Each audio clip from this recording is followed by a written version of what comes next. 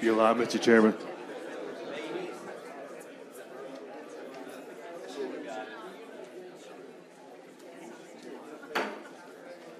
Welcome, everybody. I'd like to call this Greenville County Council regular meeting to order.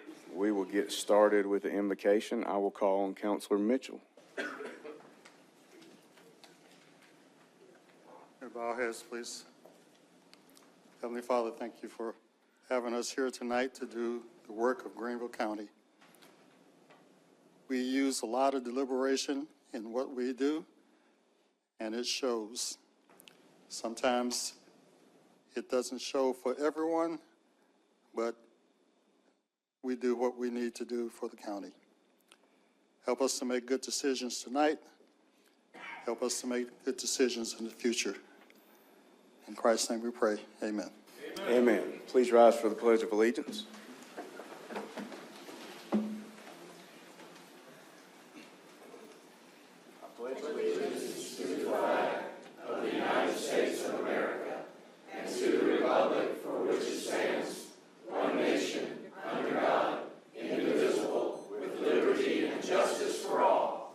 Seated. Next on the agenda, we have the approval of minutes. Make a motion that we approve our minutes from the June 16th meeting. Thank you. All in favor, please say aye. Aye. Next on the agenda, we are at proclamations and recognitions. We'll start with A Legacy of Flourishing 10th anniversary. I'll call on Councilor Mitchell.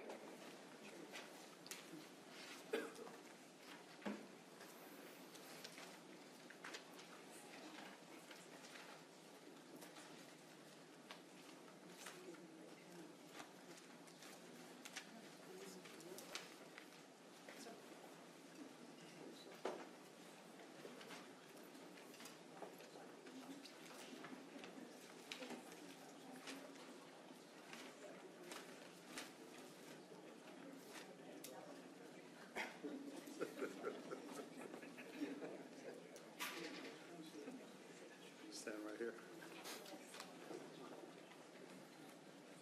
Okay, I have a proclamation to present to Elias, and it's titled A Legacy of Flourishing. They're celebrating their 10-year anniversary. Whereas 10 years ago, Elias Ministry established a profound and radical commitment to the Nicholtown neighborhood, choosing a path of permanence, persistent love, and long-term mentorship in a world often dominated by temporary connections and constant turnover. And whereas Elias Ministry operated on the deeply held belief that providing a stable foundation of support, resource, and relationship would allow neighborhoods to truly flourish and realize their full potential. And whereas a decade of unwavering dedication has proven that consistency transforms communities, with the evidence beautifully written in the lives and stories of the residents of Nicholtown, and whereas throughout this enduring presence, local students have been empowered to grow from elementary schoolers into confident, capable neighborhood leaders, and whereas an entire generation has been inspired to reach for their God-given potential, moving forward with the absolute certainty that their Elias family is forever in their corner. Now, therefore, be it resolved that on July 12th, 2026, Greenville County Council does hereby celebrate and honor Elias Ministry for 10 years of faithful service, enduring impact, and visionary leadership in the Nicholtown community, and we look forward to the continued flourishing born of this extraordinary legacy. And I would like to present this proclamation to you. These are the leaders of the organization, Joy Hill and Cam Hill. Congratulations. Thank you.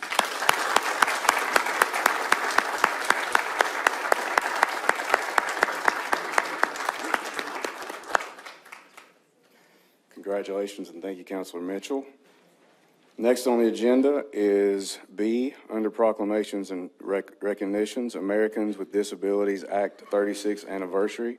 And I'm a note that says that we have staff from All Able SC who's here with us. If you would join me at the front of the podium.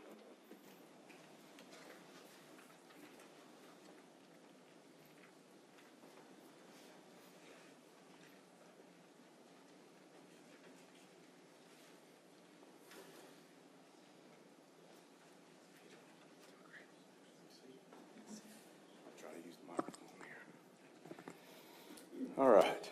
Americans with Disabilities Act 36th Anniversary Day.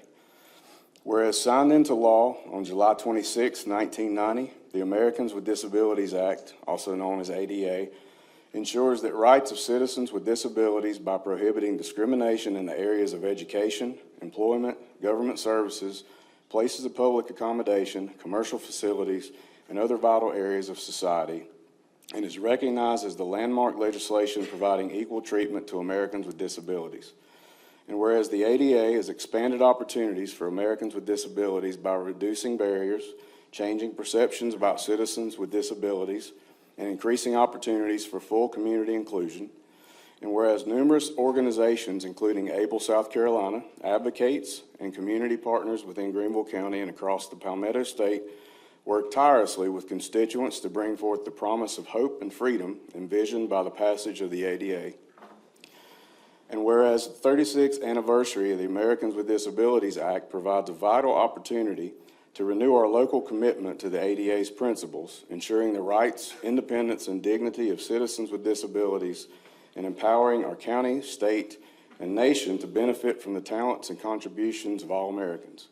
Now, therefore, Greenville County does hereby proclaim July 26, 2026 as Americans with Disabilities Act 36th Anniversary Day throughout Greenville County, and encourage all residents to recognize the vital importance of the ADA, to celebrate the individuals it has empowered over the past 36 years, and to honor their extraordinary achievements. Congratulations.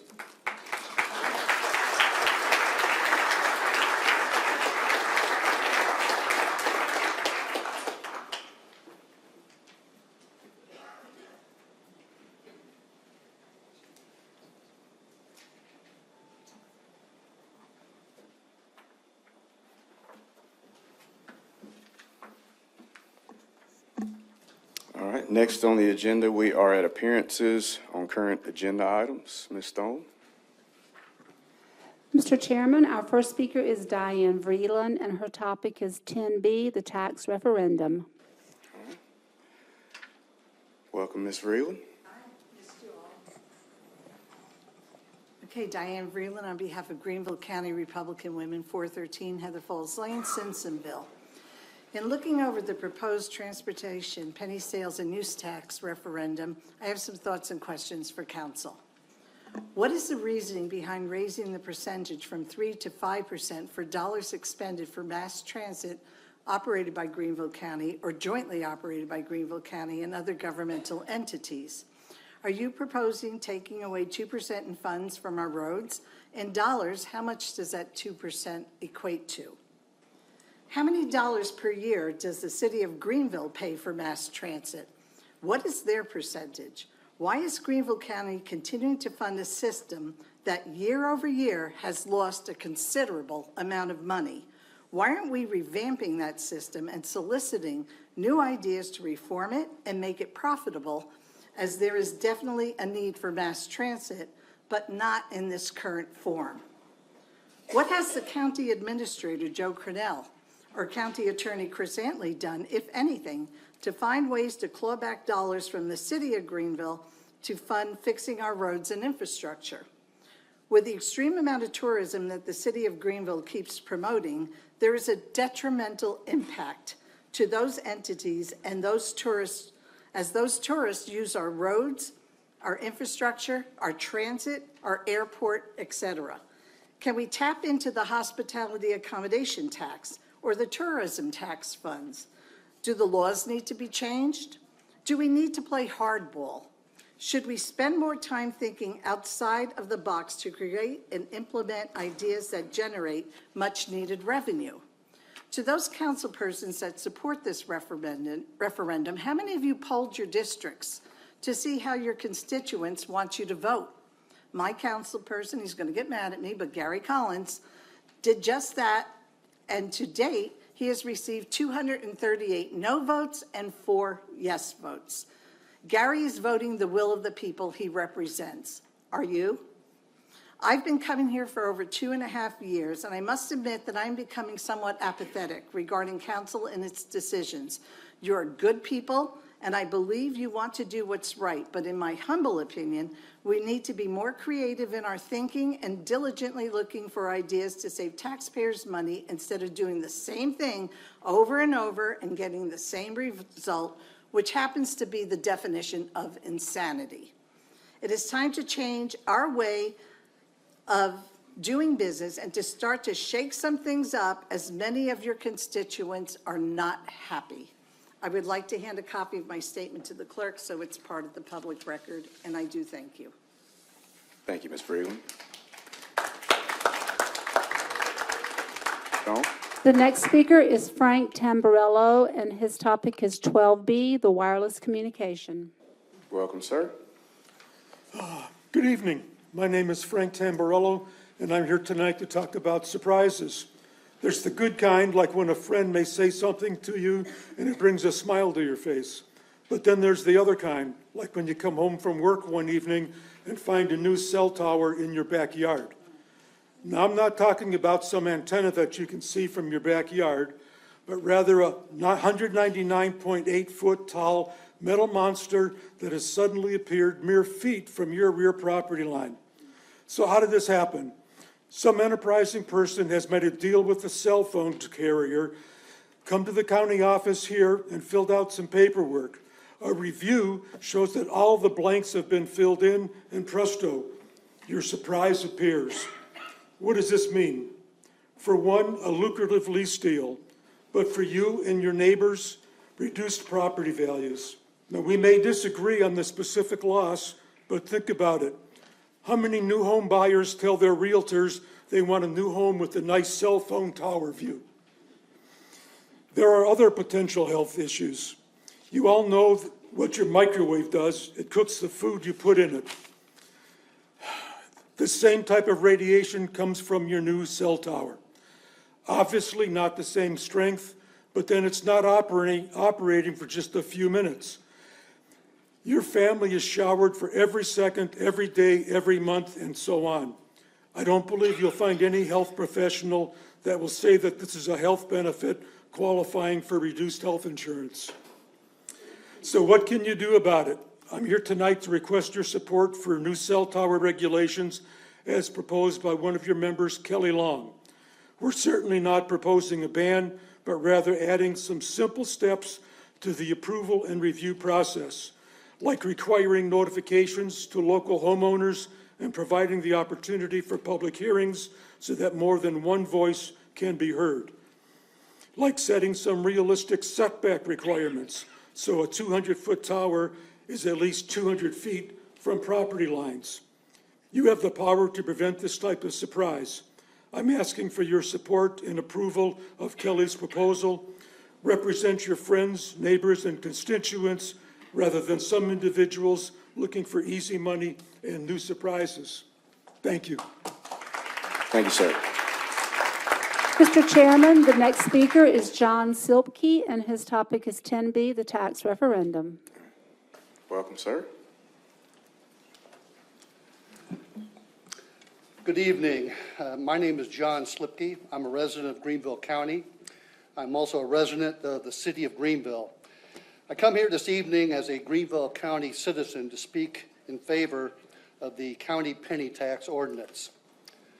On July 13th, I attended the formal meeting of the Greenville City Council and spoke in favor of the proposed ordinance to enact a city penny tax pursuant to the recently approved Municipal Tax Relief Act. This legislation, which I supported, provides the city of Greenville an opportunity to enact a generational investment in the city's infrastructure at a scale not possible with our current tax revenue sources. However, Greenville County's infrastructure and quality of life issues are not confined to municipal borders. Each day, thousands of Greenville County residents travel across an interconnected system of roads, intersections, and bridges that are a mix of municipal, county, and state jurisdictions.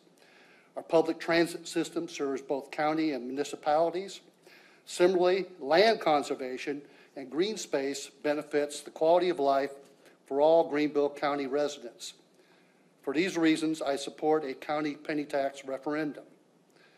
The county penny tax, like the city penny tax, provides an historic opportunity to address the county's longstanding infrastructure needs, as well as to make additional investments in public transit and land conservation. I contend that the two penny tax initiatives can and should be complementary. Our infrastructure challenges do not stop at the city limits, and our solutions shouldn't either. As a citizen of Greenville County, I want to see both of these penny tax initiatives on November referendums. I urge council to seriously consider the amendments being proposed this evening by council members McGahey and Bradley. I've expressed my concerns to some of you about the ordinance as approved at second reading. I also acknowledge the legal restrictions that may limit specific elements of the McGahey amendments. However, in my opinion, these amendments provide the basis for a referendum that has the best chance for voter support in November. Should County Council and City Council approve the respective penny tax ordinances, I will actively advocate for the passage of both referendums. Let's give the voters of Greenville County the opportunity to make their decision. Thank you. Thank you, sir. The next speaker is Douglas Allen. His topic is 12B, wireless communications. Welcome, sir. Good evening. I'm Douglas Allen. I apologize for not having a pre-written script, but my God gave me a mind, and I'm not afraid to use it. Some people call me an expert in electromagnetic radiation. I don't really call myself an expert, but I'm a holistic healthcare practitioner with a master's in holistic health sciences. I've been in the field for 40 years. I'm a doctoral candidate for the Quantum University of Natural Integrative Medicine.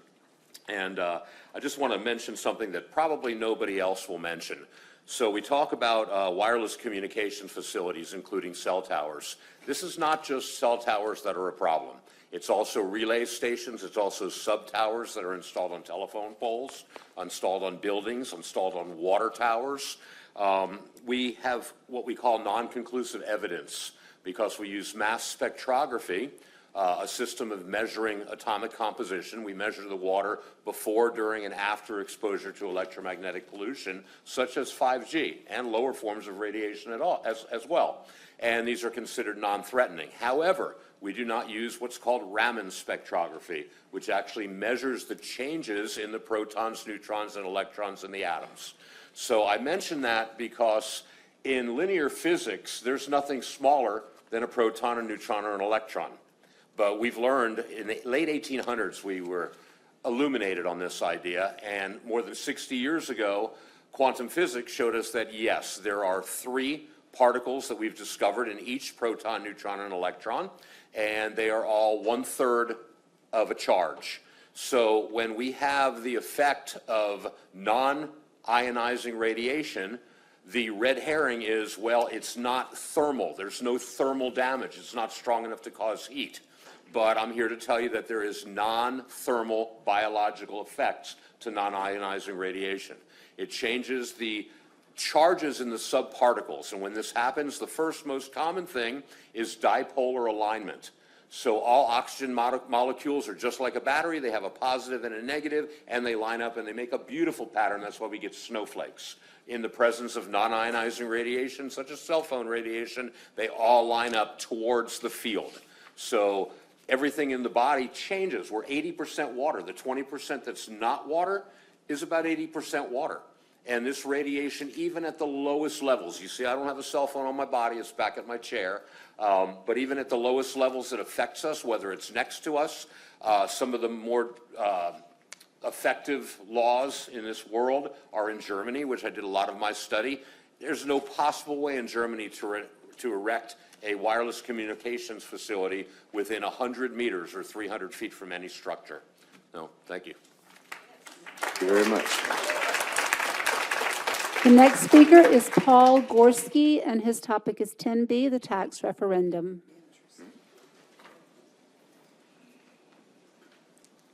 Welcome, Mr. Gorski. Thank you. I'll be short.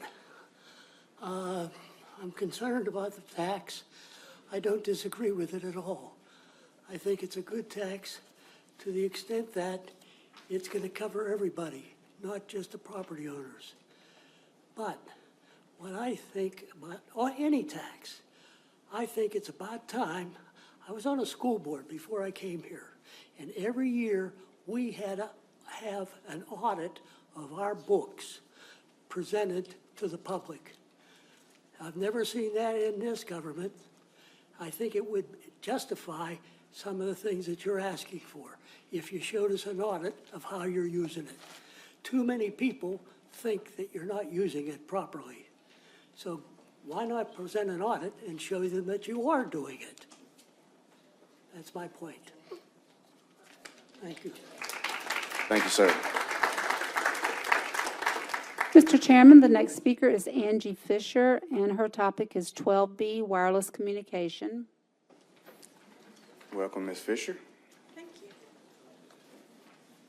Good evening, y'all.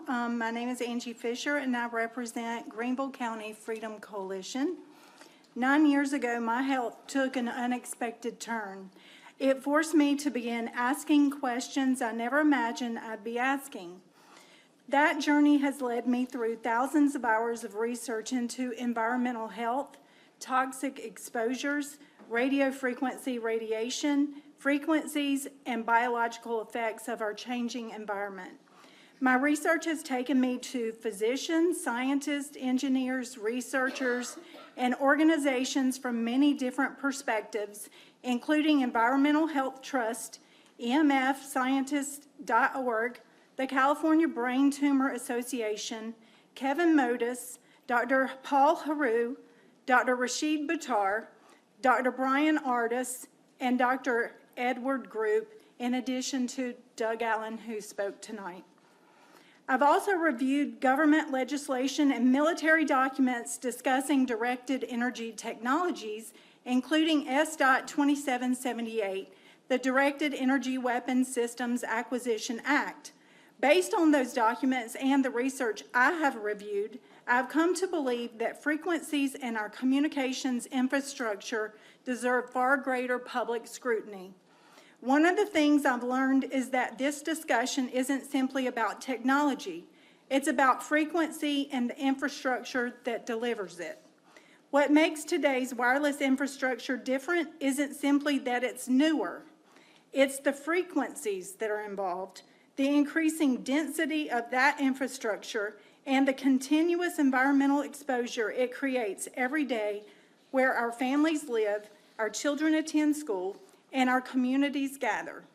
Whether you ultimately agree with my conclusions isn't the point. The point is that we should be asking more questions, not fewer. History has shown us that waiting for absolute certainty has not always served the public well. Leadership sometimes means asking difficult questions before irreversible decisions are made. You were elected to be stewards of Greenville County, not simply to process applications, but to protect the people you represent. I'm simply asking each of you to review the research, examine the evidence from multiple perspectives, and exercise the thoughtful local oversight you've been elected to provide. I've learned over the last 9 years that asking better questions is often more important than accepting easy answers. Tonight, I'm respectfully asking you to do just that. Please support Councilwoman Kelly Long's ordinance and demonstrate that Greenville County is willing to exercise thoughtful local oversight before decisions like these are made. Thank you. Thank you very much. Mr. Chairman, the next speaker is... What, Ms. Sarr, I think she's going to I give would you like some. to give you this too. Thank you. Thank you very much. Thank you. The next speaker is Susanna Saravia, and her topic is 12B, wireless communications. Welcome. Hi, thank you.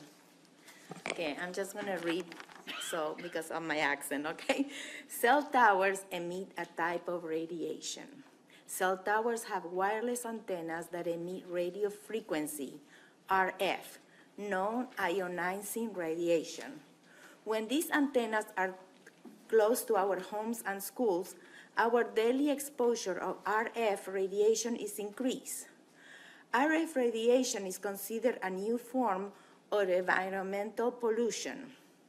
Effects from RF documented in scientific research include increased cancer risk, cellular stress, headaches, sleep issues, genetic damage, changing to the reproductive system, memory deficits, and impacts in our nervous system.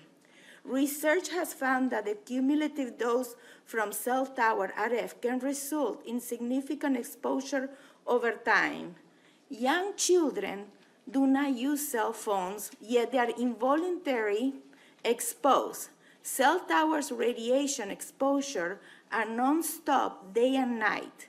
We can turn our cell phones off, but we cannot turn cell towers off. Children are the more vulnerable. Children are the more vulnerable in RF radiation as they absorb in deeper into their brains and bodies.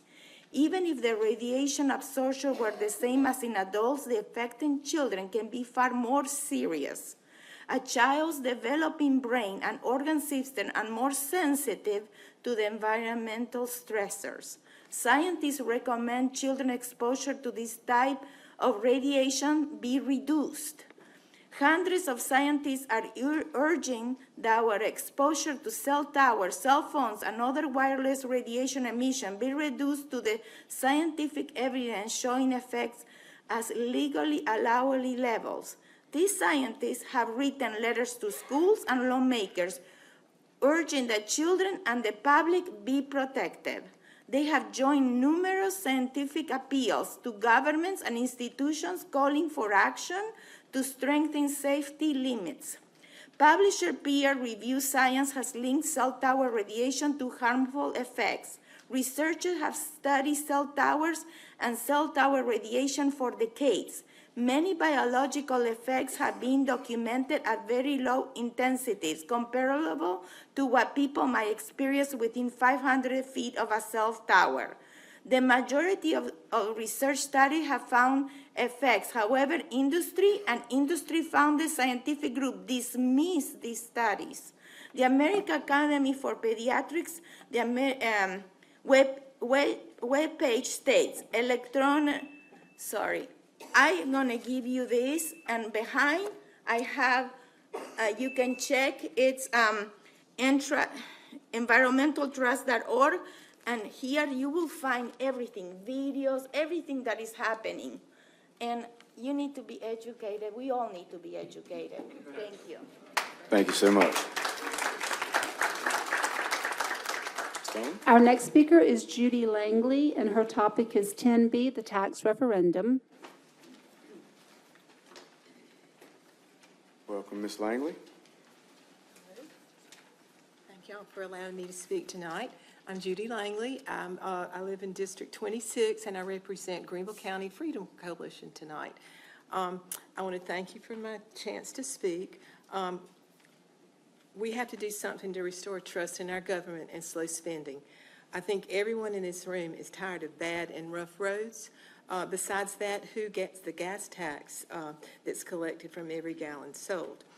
I think everyone in this room is tired of paying high taxes and being asked to vote for tax hikes. I think everyone in this room is probably tired of seeing millage increases for the school district without better educated children. I think everyone in this room wants to see healthy school environments so that children are not exposed to cell tower and toxic emissions. I think everyone in this room is disillusioned that county council members changed their platform from what they campaigned on. As you can guess, I'm opposed to the 1% tax increase that is floating around. I think, like all of us, or most of us, you want the ballot on November. If you want the ballot on November, you must want to raise taxes.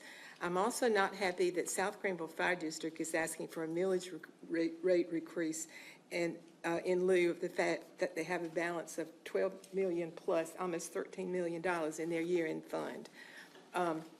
We love our fire departments and we love the way they protect us, but nice new trucks, excellent equipment. The department is going to say it's a scare tactic if they don't get the rate hike, that communities may be in danger of losing services. Not true. Why ask for more for such surplus? Once a millage increase happens, it is rarely drawn back and it becomes a forever tax. I'd like to read an excerpt from one of our District 26 leaders. Here we go. Based on what many of us witnessed during the recent District 26 Republican County primary election, I am concerned that both Greenville County Council and District 26 voters may be vulnerable to influence from anonymous dark money political action committees and 501c3 organizations. Whether one supports or opposes the proposed penny tax and use tax for the South Greenville area fire district millage increase, voters deserve transparency, full disclosure, and factual information so that they can evaluate each proposal on its own merits rather than having a persuasive advertising financed by disclosed interests. Transparency strengthens public confidence in our elections and in our government. Before asking voters to approve new taxes, higher millage rates, County Council should ensure that the public receives complete and balanced and factual information from all sides of the issues. This will encourage and allow residents to make better decisions at the ballot box. My ask today is that you vote no for the South Greenville Fire Department millage increase. Vote no to put the petty tax on the ballot, especially take into consideration information about cell towers and the effects it has on its residents and children. And lastly, complete a true annual audit and find monies that can be clawed back and put towards road improvements. Thank y'all for allowing me to speak, and thank all y'all for serving the county as well as you do. And I've got some scratch on here, but I don't mind if the clerk will take it for records. Thank you. Thank you very much. Our next speaker is Audrey Pazin, and her topic is 12A10 zoning text amendment. Missed you all. Hi, Audrey Pazin. I've represented plaintiffs on issues very similar to the issues I'm going to talk about on this particular zoning amendment, which is CZ 20040. I'm not going to talk about my cases, though. There are legal requirements that must be fulfilled to legally have a first reading of this particular text amendment because it's a zoning text amendment, and those requirements have not been satisfied. First, this type of ordinance must be published in a county-wide newspaper of circulation across the county. As far as I can tell, I've looked for this. It's not been published in either the Greenville Journal or the Greenville News, nor was it linked to this agenda, which normally we have as a courtesy. And so therefore, there's no legally adequate notice of this ordinance. Secondly, a text amendment according to the zoning ordinance article 2.2 must arise from the Planning Commission. You sit on a deciding, your jurisdiction is to decide. Their jurisdiction is to review and recommend. This did not come out of the Planning Commission. They have never considered this amendment. And so you don't have jurisdiction to consider this tonight, in my opinion. And so I say that these are legal errors, and a competent attorney, if engaged, would help their government organization to avoid these legal errors. And that brings me to the subject of our county attorney and the question of his competence. I suggest that Ma'am, Ms. Pazin, Yes. we have to stick to the topic that Oh, you I signed up for. am. I want to know how many times these kinds of errors have occurred. You see, the repetition of litigation because of legal errors that the Planning Commission makes, which are avoidable if they were counseled adequately, that's a terrible taxpayer expense. People don't like to waste their taxpayer dollars. And so I think we need to have a very good understanding of what our legal team does to help our Planning Commission stay out of trouble. In my opinion, they don't get any kind of counsel. As a matter of fact, I happen to know that they don't get advised about the status of the litigation in which they're the named defendants. They don't know what issues are being litigated. They make the same mistake over and over again, and we as taxpayers end up defending the mistakes that should never have been made. Tonight, you should not make the mistake of having a first reading on this ordinance, and I would ask you certainly to decline to hear it because it does not have adequate publication, no public notice, and you don't have jurisdiction, I think. But you can ask your county attorney. Thank you. Thank you, Ms. Pasley. The next speaker is Michael Voden. Point of information, Ms. Clerk. Which zoning text amendment number was that? There's two there, though. There's an I and an X. There's 31 and a 40. It's 40. Which one? 40. Thank you. Thank you. Yeah. That's all. Thank you. Ms. Stone? The next speaker is Michael Voden, and his topic is 9A, South Greenville Geobond. Welcome, Mr. Voden. Thank you. Good evening, Council. Thank you for your time here today. I'm here to talk about, I'm a member, I'm a citizen of the county. Gary is my representative in my district, but I live outside the city limits of all 6 municipalities. I'm talking about this because I have concerns on how much and how often the city and county government is coming to the table to ask for money. And what it does to not residents necessarily like me, but a lot of residents in the county where this really does hit them and affect them. And it's not in a vacuum. There are a lot of needs, I get it. But I don't know that there's enough scrutiny, and I talked to Gary about this last night, and really digging into the financials and saying, do we really need to raise taxes, or is there another way? In the case of the fire, I understand the ladder truck is a necessary expenditure, and I know it's an expensive one. I also see that they've done a great job of generating $12.9 million,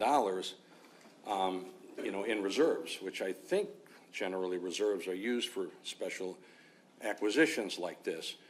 I also see that they like to keep that there because it's generating a lot of income, somewhere in $800,000 to $900,000 range off of the investment income from that $12.9 million. But you're asking people to step up and pay more again. And the money is there.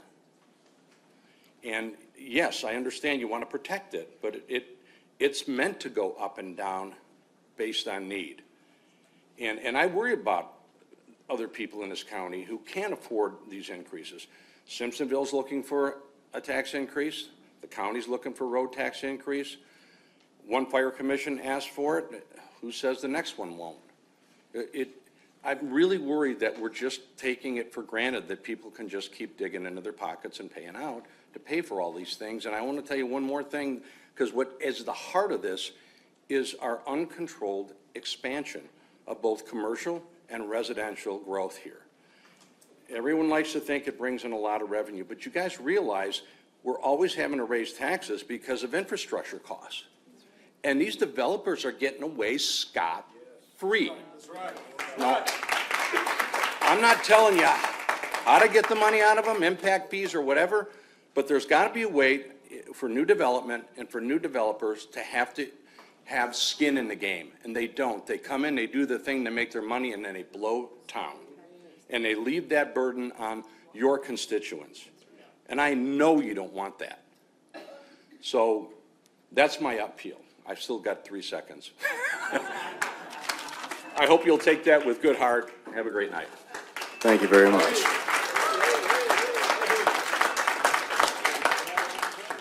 Mr. Chairman, we have 3 minutes left in our 30 minutes, and the last speaker will be Kyle Long, and his topic is 9A, South Greenville Geobond. Hi, Council. I'm Kyle Long, running for District 28 County Council, but I'm here speaking tonight specifically about this issue because I want to learn from you.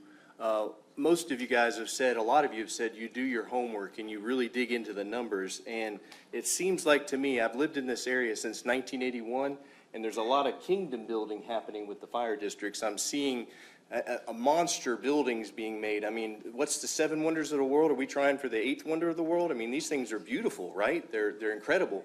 And there's a lot of spending going on in these fire districts, and I don't know that it makes sense. So for those of you who said you do your homework and dig into the numbers, I'd ask you to help me understand why an 8% increase over the last 3 to 4 years in pay makes sense for these firemen. That's far and above what the average household makes in a pay increase. I'd ask you also to let me know why the surplus of $12 million makes sense. I believe in integrity, and I feel like in this situation, this is a moral issue. I think we're spending or asking for more money in a situation that we don't need more money. We need them to be able to work within a budget like my household has to work within a budget. We just can't come to Dad and ask for more money when we need a nice vehicle to drive around in. This $1 million, it can't afford a fire truck with that. That's a nice Range Rover that they're going to drive around in with some new radios. And these fire chiefs are competing against each other for nice vehicles, mid-level managers. I mean, how many mid-level managers do we need at each fire station, right? So each fire district doesn't need 5 to 6 mid-level managers that are fat and happy on our money. So I would ask you guys to please consider not allowing this kind of expenditure. Please go back and vote no against this. And please do a roll call to see who's actually going to vote yes to allow this thing to go through. Have them turn it back into, at least say no to it and maybe improve upon it, or tell them how they're going to improve. I see in here that they're going to manage an ISO rating of a 2. Well, that's not improving. They're just going to maintain. They're going to maintain the status quo, but they're going to ask for more money. I don't see much improvement here. And so I'm asking you to really send it back to them and make them show what they're going to do better. Prove to you how they're going to spend the money. Please make them do their homework instead of just approving this, because Boiling Springs is going to take this and they're going to send it to you. The next fire district's going to take this and bring it back to you, and it's just going to keep going. So please hear me on this, and I look forward to learning from each one of you how to do better for our county. Thank you. Thank you very much. So before we go on, I was looking at the rest of we have run out of time, but the next two speakers would be speaking on an item at third reading, which would be immediate. The last group, it's just at first reading, so there's still more opportunity to discuss. So if council will allow, I'm going to allow for the next two speakers who are speaking on the tax referendum to still speak now, since we'll be voting on that before we would get to the end for public comment, and then we'll move the others to the end, if that's okay. Is council good with that? All right, we'll proceed, Ms. Stone. The next speaker is William Forsyth, and his topic is 10B, tax referendum. Welcome, sir. Thank you, Chairman, and members of the council. My name is Bill Forsyth. I live in Greenville County, and last April you appointed me to the GreenLink Board of Directors. I was asked by our board chair to speak to you in favor of this agenda item 10B and the amendment. I'm here to support the penny and the amendment to implement planned services of improvement by 2029. GreenLink needs 10% of the penny revenues, but that's not on the table. At 5%, as in the amendment, GreenLink can begin expanding in 2029 and phase in additional improvements through 2031. At only 3%, GreenLink service would essentially maintain status quo, and status quo funding to GreenLink would result in more traffic congestion in our county. At 5%, our GreenLink system could begin to make planned improvements, including service expansion in the Woodruff Road and Malden area, the Anderson Road and Greenville Memorial area, and the Old Buncombe and Cedar Lane corridors. The plan would also create more crosstown connections, reduce dependence on transfers downtown, and improve access to employers, grocery stores, healthcare, and pharmacies. A fully implemented GreenLink plan would connect residents to approximately 200,000 additional jobs. The difference in 3 and 5% of the penny to GreenLink means $2.75 million annually. With that money, we strongly believe that we could attract drivers out of their cars and reduce the congestion faster than building 4 additional miles of road, which is the same amount of money. We support conservation of the environment. We are committed to clean and efficient fuels. Citizens who ride the bus instead of driving also help conserve our beautiful natural resources and contributes to the improvement of our quality of life. Public transit is a boon at the ballot box. Well-designed transit funding measures consistently win voter support. In 2025, voters approved 16 of 19 transit increases nationwide, an 84% success rate, and transit measures achieved an 86.7% win rate in 2024. You appointed me to the GreenLink Board in large part because I bring experience increasing bus ridership among those who can afford to drive cars and have a choice. But they choose to ride bus service because it is pleasant, convenient, and saves money. I agreed to serve on the board because of GreenLink's recent real progress. We support the penny tax, we look forward to the benefits it will bring, and we support the amendment to increase the portion of the tax revenue to dedicated mass transit systems operated by Greenville County or jointly operated by the county and our other government entities from 3% to 5%. Thank you for your time. Thank you, sir. Dawn? The next speaker is Margaret McGinty, and her topic is 10B, the tax referendum. Welcome. Hello, my name is Margaret McGinty. I live at 104 Mason Street in Mr. Mitchell's district. I'm very pleased that County Council is advancing the transportation penny tax toward a public referendum.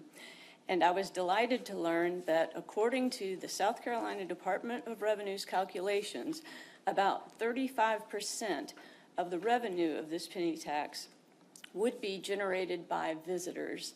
That's outside money for us. However, I'm disappointed that you are allocating only 3% of the total penny tax revenue to public transportation, while simultaneously allocating a whopping 90% to road repairs. I submit to you that poor roads do not constitute 90% of the transportation problem in Greenville County, and therefore should not receive 90% of the transportation penny tax. The biggest transportation problem in Greenville County is that there are too many cars. We live in a car-centric culture. There are many reasons for this, and our preference for personal cars is deeply ingrained. But we must begin to embrace public transportation in a meaningful way and start freeing ourselves from our car addiction before Greenville County is completely gridlocked. I've been concerned by an attitude blatantly expressed in flippant comments from Councilman Shaw, for example, and more subtly and perhaps even reluctantly expressed in the voting decisions of the council as a whole, that suggests public transit is some kind of a sideshow and that GreenLink is a frivolous, dilettantish operation that provides a boutique transportation service to an underclass that doesn't deserve it. The truth is, GreenLink offers the most forward-looking, readily available, scalable, and sustainable long-term solution to our traffic congestion problems that we have, and we should make the most of it instead of sidelining it.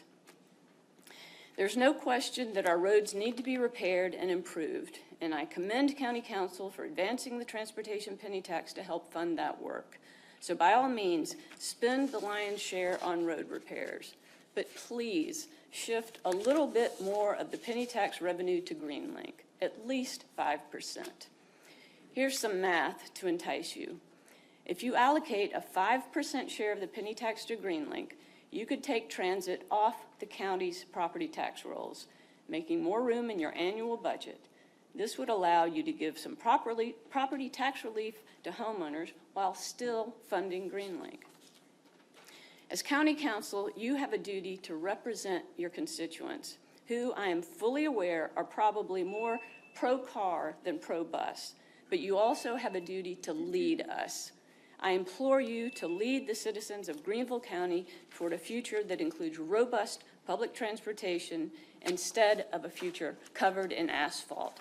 Please allocate at least 5% of the penny tax revenue to GreenLink. Thank you. Thank you, ma'am. And for the remaining four, just know that you will get time to speak at the very end during the public comment section. So we'll now move on to the next agenda item, which is public hearings. We'll start with A, Greater Greenville Sanitation District Annexation, 641 Altamont Road. Councilor McGahee. Thank you, and these are from the Public Works Committee. So, Greater Greenville Sanitation District, Annex 641 Altamont Road. This public hearing is being held for the purpose of receiving comments from the public regarding a resolution to enlarge the boundaries of the Greater Greenville Sanitation District to include a parcel located at 641 Altamont Road. Madam, do we have any speakers? Mr. Chairman, Mr. McGahee, we have no speakers for this public hearing. There being no further speakers, I declare this public hearing closed. Thank you. Next is B, Greater Greenville Sanitation District Annexation, 1080 Altamont Road. Okay, Greater Greenville Sanitation District Annexation 1080 Altamont Road. This public hearing is being held for the purpose of receiving comments from the public regarding a resolution to enlarge the boundaries of the Greater Greenville Sanitation District to include a parcel located at 1080 Altamont Road. Madam Clerk, are there any speakers? Mr. Chairman, Mr. McGahee, we have no speakers for this public hearing. There being no further speakers, I declare this public hearing closed. Thank you. Item C, Greater Greenville Sanitation District Annexation, 1000 North Parker Road. Councilor McGahee. Yes, thank you, Chairman. Greater Greenville Sanitation District Annexation 1000 North Parker Road. This public hearing is being held for the purpose of receiving comments from the public regarding a resolution to enlarge the boundaries of the Greater Greenville Sanitation District to include a parcel located at 1000 North Parker Road parcel. Madam Speaker, are there any speakers? Mr. Chairman, Mr. McGahee, we have no speakers for this public hearing. There being no further speakers, I declare this public hearing closed. All right, thank you. One more for Councilor McGahee. D, Greater Greenville Sanitation District Annexation, Williman Estates Subdivision. Thank you, Mr. Chairman. Greater Greenville Sanitation District Annexation, Williamans Estate Subdivision. This public hearing is being held for the purpose of receiving comments from the public regarding a resolution to enlarge the boundaries of the Greater Greenville Sanitation District to include the Williman Estates Subdivision. Madam Speaker, do we have any speakers? Mr. Chairman, Mr. McGahee, we have no speakers for this public hearing. There being no further speakers, I declare this public hearing closed. Thank you, Mr. Chairman. Thank you, Councilor. Next is E, Land Development Regulations Amendment, Open Space Residential Development. Councilor Bradley. Thank you, Mr. Chairman. This public hearing is being held for the purpose of receiving comments from the public regarding an ordinance to amend Greenville County land development regulations to add new provisions for open space residential development in Greenville County. And due to the amount of public interest in this ordinance, County Council will be holding a second courtesy public hearing for the LER amendments at the regular county meeting on Tuesday, August 18, 2026, at which time the ordinance is to be considered for second reading. Individuals will have the opportunity to speak prior to council vote on this matter, as which all council public hearing, anyone wishing to speak must sign in at the kiosk outside council chambers between 5:15 and 5:45 p.m. on the evening of the meeting. Madam Clerk, do we have any speakers on this? Mr. Chairman, Mr. Bradley, we have no speakers for this public hearing. Thank you, Madam Clerk. I declare this public hearing closed. Thank you. Next is F, Simpsonville Fire Service Area Millage Request. Councilor Collins. Thank you, Mr. Chairman. Simpsonville Fire Service Area Millage Request. This public hearing is being held for the purpose of receiving comments from the public regarding an ordinance to provide for an increase in the operating millage rate levied by Simpsonville Fire Service Area. Madam Clerk, are there any speakers? Mr. Chairman, Mr. Collins, we have no speakers for this public hearing. Are there speakers? I declare this public hearing closed. Thank you. And last of this public hearing, G, Simpsonville Fire Service Area General Obligation Bond Issuance. Councilor Collins. Thank you, Mr. Chairman. Simpsonville Fire Service Area General Obligation Bond Issuance. This public hearing is being held for the purpose of receiving comments from the public regarding an ordinance to provide for the issuance of the sale of not to exceed $1.2 million Greenville County, South Carolina General Obligation Bonds, Simpsonville Fire Service Area Project, in one or more series, to prescribe for the purposes for which the proceeds shall be expended, to provide for the payment thereof, and other matters relating thereto. Madam Clerk, are there any speakers? Mr. Chairman, Mr. Collins, we have no speakers for this public hearing. I declare this public hearing closed. Thank you, Councilor. Next on the agenda is the consent agenda. Move approval of the consent agenda. Thank you. All in favor, please say aye. Aye. Opposed? The ayes have it. Next up is resolutions. We will begin with A, South Greenville Area Fire District General Obligation Bond Request for Public Hearing. Councilor Collins. Thank you, Mr. Chairman. South Greenville Area Fire District General Obligation Bond, request for public hearing. Mr. Chairman, the motion I move for an adoption as a resolution calling for a public hearing to be held upon the question of the issuance of not exceeding $1 million of the general obligation bonds of South Carolina Fire District, or South Greenville, South Greenville Area Fire District in South Carolina, and to provide for the publication of the notice of such hearing. Thank you. Any discussion on the motion? All in favor, please say aye. Aye. Opposed? The ayes have it. We'll move to B, Urban County Status Municipality Cooperative Agreements. Councilor Collins. Thank you, Mr. Chairman. Urban County Status Municipality Cooperative Agreements. Mr. Chairman, the motion I move for an adoption, a resolution to approve the cooperative agreements between Greenville County and the municipalities of Fountain Inn, Greer, Malden, Simpsonville, Travelers Rest to obtain urban county status with the United States Department of Housing and Urban Development, and to appoint the Greenville County Redevelopment Authority, the GCRA, as its agent for the purpose of administering any grants, funds that are received as a result of this agreement. Any discussion on the motion? All in favor, please say aye. Aye. Opposed? The ayes have it. Move to C, Abandoned Building Tax Credit, certain properties on South Washington Avenue. Councilor Collins. Thank you, Mr. Chairman. A building tax credit, certain properties on South Washington Avenue. Mr. Chairman, the motion I move for an adoption is the resolution to provide certification as provided by the South Carolina Abandoned Buildings Revitalization Act for the building site on 753, 755, 757, and 759 South Washington Avenue, Greenville, South Carolina. Thank you. Any discussion on the motion? All in favor, please say aye. Aye. Opposed? The ayes have it. D, Greater Greenville Sanitation District Annexation, 641 Altamont Road. Councilor McGahee. Okay, thank you, Mr. Chairman. Greater Greenville Sanitation District Annexation, 641 Altamont Road. I move for adoption a resolution to enlarge the boundaries of the Greater Greenville Sanitation District to include a parcel located at 641 Altamont Road. Thank you. All in favor, please say aye. Aye. Opposed? The ayes have it. E, Greater Greenville Sanitation District Annexation, 1080 Altamont Road. Councilor McGahee. Thank you, Mr. Chairman. Greater Greenville Sanitation District Annexation, 1080 Altamont Road. I move for adoption a resolution to enlarge the boundaries of the Greater Greenville Sanitation District to include a parcel located at 1080 Altamont Road. Thank you. All in favor, please say aye. Aye. Opposed? The ayes have it. Next is F, Greater Greenville Sanitation District Annexation, 1000 North Parker Road. Councilor McGahee. Thank you, Mr. Chairman. Greater Greenville District Sanitation District Annexation, 1000 North Parker Road. I move for adoption a resolution to enlarge the boundaries of the Greater Greenville Sanitation District to include a parcel located at 1000 North Parker Road. Thank you. All in favor, please say aye. Aye. Opposed? The ayes have it. And finally, we have G, Greater Greenville Sanitation District Annexation, Williman Estates Subdivision. Councilor McGahee. Thank you, Mr. Chairman. Greater Greenville Sanitation District's Annexation, Williman Estates Subdivision. I move for adoption of resolution to enlarge the boundaries of the Greater Greenville Sanitation District to include the Williman Estates Subdivision. Thank you. All in favor of the motion, please say aye. Aye. Opposed? The ayes have it. We'll now move to ordinances at third reading. We'll start with CZ 2026-027. Councilor Bradley. Thank you, Mr. Chairman. Property located at 107 Prostrate Street requesting rezoning from R75 to S1. I move adoption of this ordinance at third reading. Thank you. All in favor, please say aye. Aye. Opposed? The ayes have it.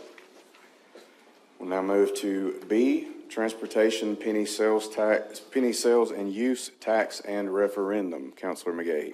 Thank you, Mr. Chairman. Transportation Sales and Use Tax and Referendum. I move for adoption at third reading, an ordinance to levy and impose a 1% sales and use tax subject to a referendum with Greenville County pursuant to Section 43730 of the Code of Laws of South Carolina, 1976 as amended, to define the specific purpose and designate the projects for which the proceeds of the tax may be used, to provide the maximum time for which such tax may be imposed, to provide the estimated cost of the projects funded from the proceeds of the tax, to provide for a countywide referendum on the imposition of the sales and use tax and the issuance of general obligation bonds, and to prescribe the contents of the ballot questions in the referendum, to provide for the conduct of the referendum by the Board of Elections and Voter Registration of Greenville County, to provide for the administration of the tax if approved, to provide for the payment of the tax if approved, and to provide for other matters relating thereunto.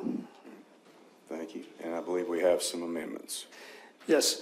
Okay, so the amendments in the packet, I'd like to go through them one at a time, just so as we don't get too confused, and then we're arguing about different things. So we just state each amendment on its own, and we'll get through it quicker, and I think it'll be easier.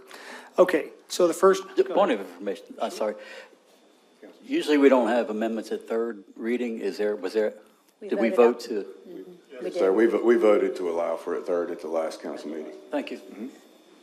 And does that include all of us? We can, speaking amendments, or it's just had to be turned in? We have to submit them by noon of that prior week on that Thursday, but if there are any amendments to an amendment, then you would be allowed to do so.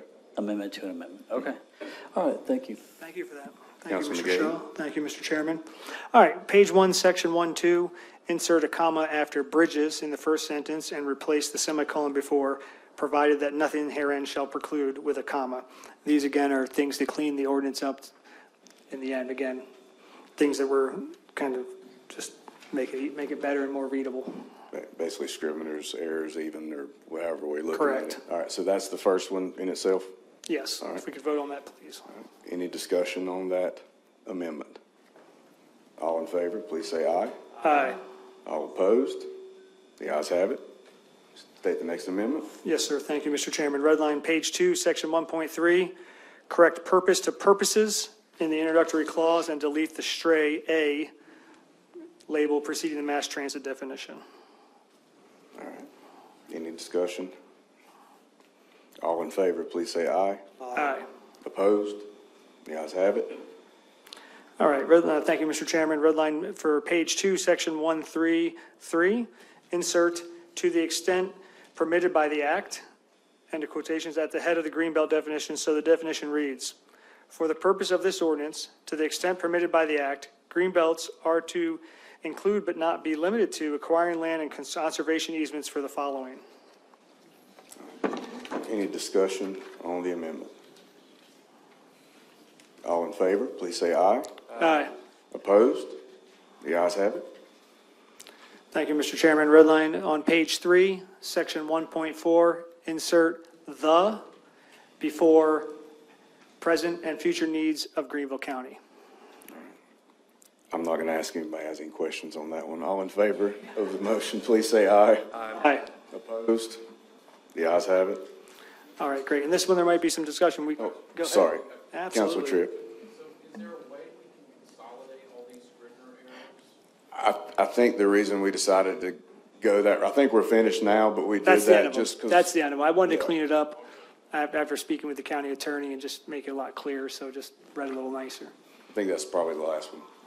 That's the last one. Thank you. All right, you can continue with the amendments. Thank you, Mr. Chairman. On pages 4 and 5, section 2.4I, restate the municipal allocation paragraph in full. Amend it to 1, remove the limitation to municipalities that have not imposed a tax under S 866. 2, change shall receive to shall be allocated, a pro rata share. 3, condition every municipal allocation on submission of projects to the county and county approval of qualifying projects under section 3.2. 4, restate the 2 reductions as new subparagraphs. A, the municipality's prorated contributory share of the section 2.42 and 2.3 allocations, because greenbelts and managed traffic serve all county residents. And B, a 20% reduction placing municipality in a similar position to a municipal tax under South Carolina Code 866, citing South Carolina Code Annexation Section 541-120B and C3, which requires no less than 20% of municipal collections to provide a credit against ad valorem tax liability. And 5, delete the superseded run-on text, including the prior 20% explanation and the prior municipal use restriction block, which is replaced by the county-approved structure in item 3. All right, thank you. Any discussion on any of the points in that amendment? Councilor Tripp.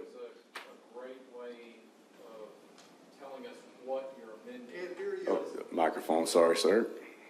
You didn't remind me, I'm sorry. that was a great presentation of what you're amending, but what does that mean? Sure, and Mr. Attorney, help me out here if I get this incorrect. This is a lot of legal jargon in here, and that's why we're trying to get this right. After the SC 866 was passed, that kind of messed up everything. Is that a fair statement? I don't say mess it up, but it kind of changed how, as a county, we're going to allocate the tax. It's because now they're implicating their own tax. So we wanted to make sure that we got this in there, that what we were doing was legally correct and was right to the way we were going to give money to the municipalities. So we want to make sure now that they're imposing their own tax, we get that correct. Okay, what's the net effect of that, though? If the city of Greenville passes their penny, what does this language do? Right, so under theirs, they're given a tax credit, so we're actually going to keep more of the tax because they're getting their own. Okay, so basically, they're not gonna, if, they're gonna get their share less 20%? Well, I'll let the attorney speak to the legal jargon. Yeah, actually, no, the intent that we were told to draft around was that what would happen now is that instead of changing it to their pro rata share being paid directly to the municipalities, what happens is the DOR collects the tax and then gives it to us quarterly, and then there's different ways you could handle it. And the way this regulation is written now would be, once it's collected, it comes into the county. The county then, it's allocated while it's in the county's, holding. And it's allocated pro rata, so, there will be a number for each of the municipalities. And then and there's another amendment that later on helps to do this, they're gonna submit projects instead of getting paid the money, because again, if it gets spent for a reason that's outside of the reasons the statute allows it to be spent by, let's say, I don't think a municipality would try to do it, I'm just saying it could happen. The county is left holding that bag, not the municipality. So this way, it comes in and the county allocates it, they submit road projects, and it basically follows how you already do the road list, the paving list. So that it'll be submitted, they'll submit things, it'll all come in front of y'all, and then you'll vote on those things. So they'll have like a pot of money that's allocated, but it'll be, and then the projects themselves would still be administered and overseen by the county. But in this language, we're talking about a property tax, I believe, reductions and.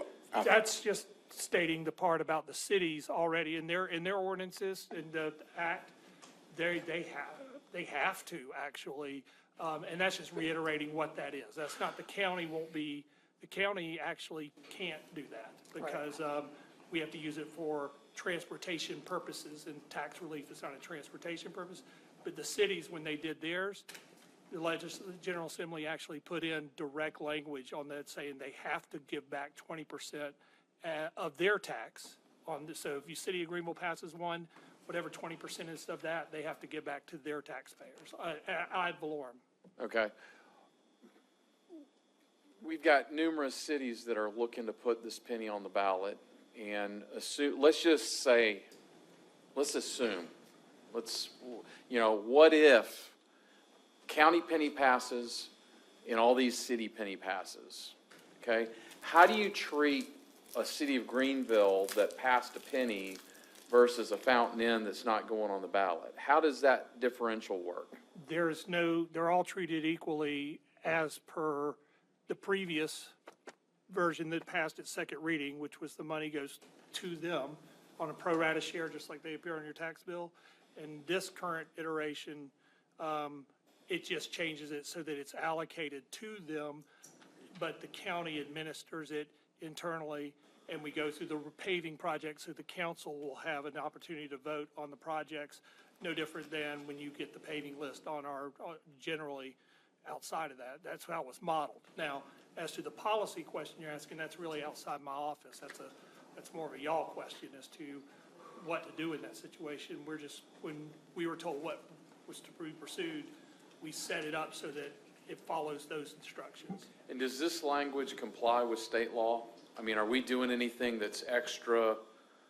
We do not believe we do. Outside of our statutory authority? No, we've been kicking this one around pretty tightly for a while now. And Yeah, so no, obviously, we're addressing some moving things, but no, we do not. Okay. Thank you. Councilor Seaman?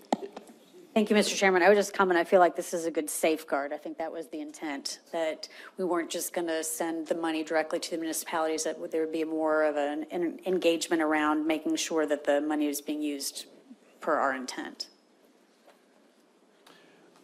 One follow-up question to that. Does that mean we have veto power over the city's projects? Technically. That's how I interpret it to be. But I think too. Constitutional issue, though? It's, again, you would be voting on it just like you do vote on roads every year. Ultimately, it's a county tax. Because if we were to, and correct me if I'm wrong, Mr. Attorney, but if we were to just send them the money and they were to misuse it, then it would be on the county. I agree, So- 100%. But if Knox White, Mayor of Greenville, says, I want to pave Pleasantburg Drive, I don't even know if that's just in the city, but are we going to say no to that? Or are we going to give them, as long as they follow their internal procedures at the municipal level and they submit the request or whatever, however we're setting this up, we're not going to sit there and scrutinize their road selections, are we? No, the intent is never that. The intent is to make sure that the projects they do are transparent, and we know as a county, since it's our tax money that we're collecting as a county, is properly spent, because we'll be the ones who are responsible for the misuse of funds in the long run. So the funds we're giving them are just going to be monitored. It's basically a check and balance to say, yeah, okay, you're not spending it on a new building for their city council, something like that. Okay, thank you. I didn't explain that very well, but thank you. Any other, I think, Councilor Shaw? Thank you. Okay. Because Greenbelts and mass transit serve all county residents, what are we saying there? I'm sorry, I don't follow that. That seems to be clarifying B somehow, or do you see? I'm sorry, it's in. Well, can you explain it? I'm not sure what your question is. Well, it says, okay, first of all, where does that language come from? Because Greenbelts and mass transit serve all county residents. Is that something we're making up here, inventing, or you pulled that off a statute, or what? Well, no, that was pulled off a thing, but that's an explanatory phrase. That's it. We created. We invented that language. That's not off a statute, or is it off a statute? I'd have to go back and look at all the statutes that were looked at to pull on it. But in a state statute, I don't think a state statute says it. Okay, so it's not off the tax statute. It's something we're, okay, thank you. That's all. Other discussion on this amendment? Hearing none. All in favor, please say aye. Aye. Opposed? No. So we need a roll call on this one.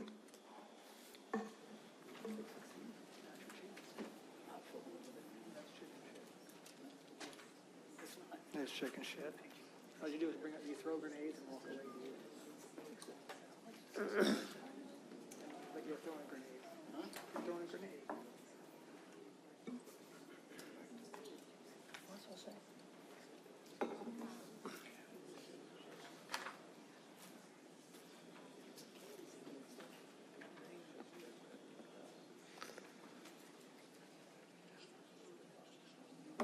Mr. Chairman, you have nine voting in favor, 2 in opposition. Thank you. Amendment passes. We'll continue on with amendments. Thank you, Mr. Chairman.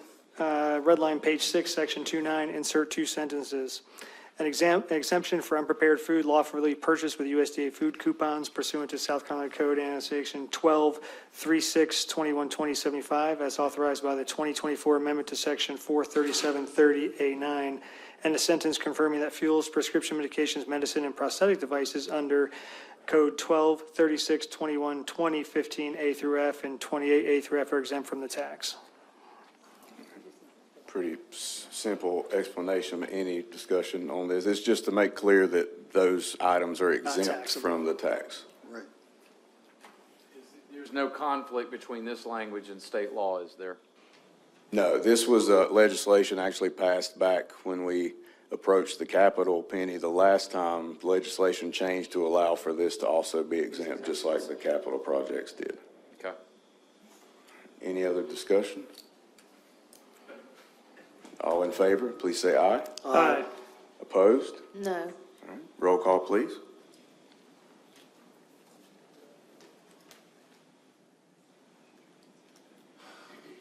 Just since we do have while we're queuing that up, since we do have a larger audience, just to explain the roll call, anytime, our rules state that anytime there's a no vote or a vote other than unanimous, we go to a roll call, just to have it for the record.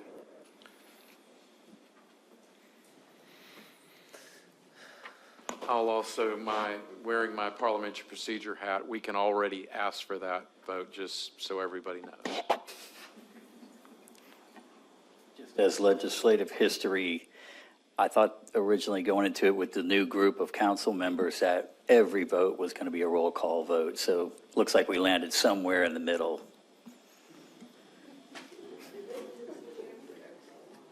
Mr. Chairman, you have 10 in favor, 1 in opposition. All right. Thank you. The amendment passes. And I will just to finish out that informational conversation. We did discuss that, but that was also once we were able to track every vote digitally, that we were going to agree to do that, so it would just be simple and go into the public record at the end of the meeting. We'll move forward with more amendments. Okay, thank you, Mr. Chairman.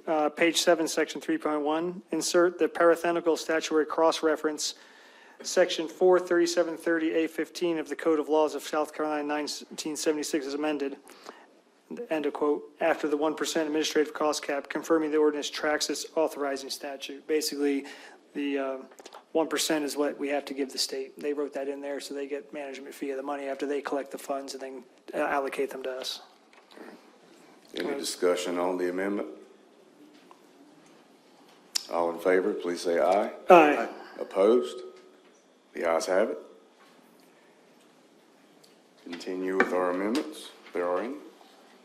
Okay, thank you, Mr. Chairman. Page 7, Section 3.2 alpha, replace the prior budget preparation paragraph with language stating that outside agencies, political subdivisions, or organizations designated to be allocated funding administered by the county must submit annual funding requests under procedures set by the county administrator and Section 2.4.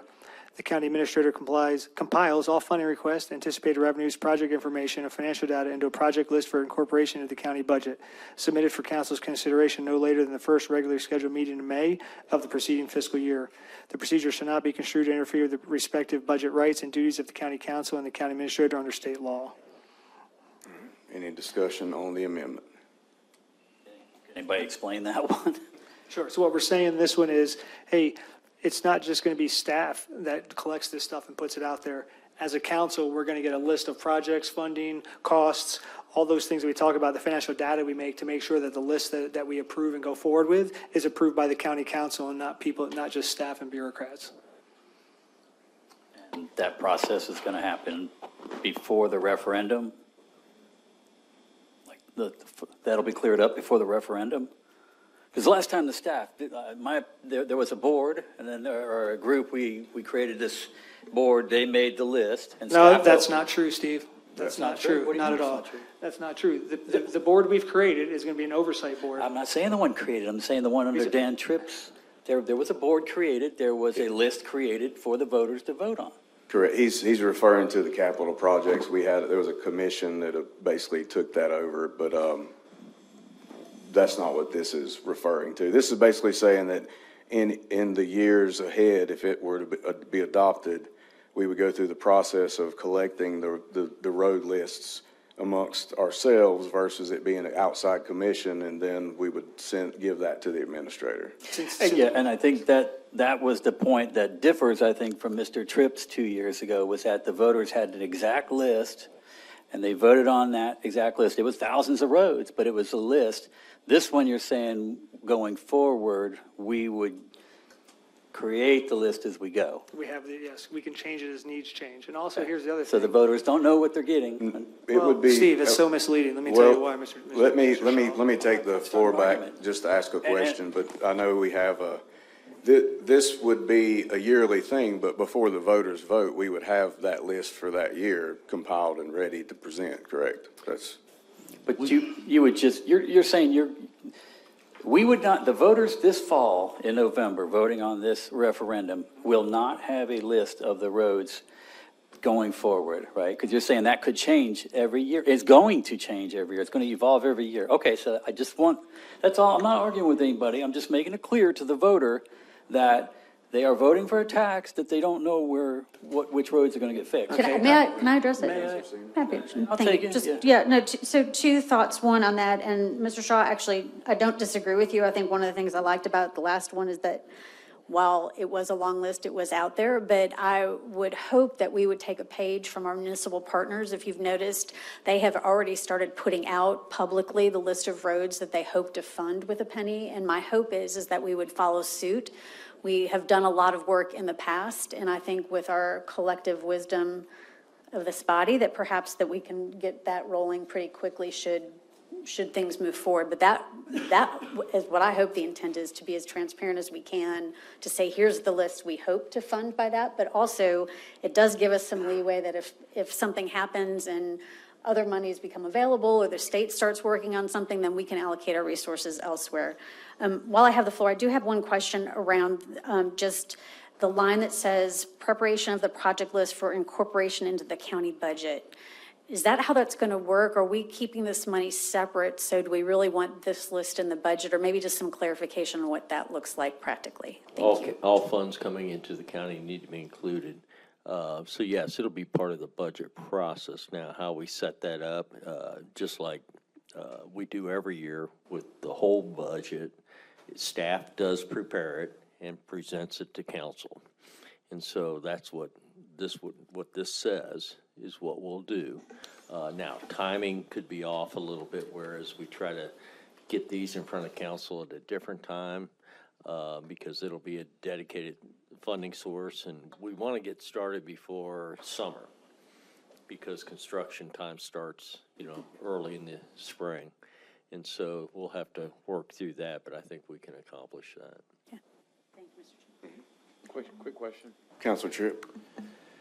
So is the intent of this underlined language is this directed presumably at cities, municipalities, correct?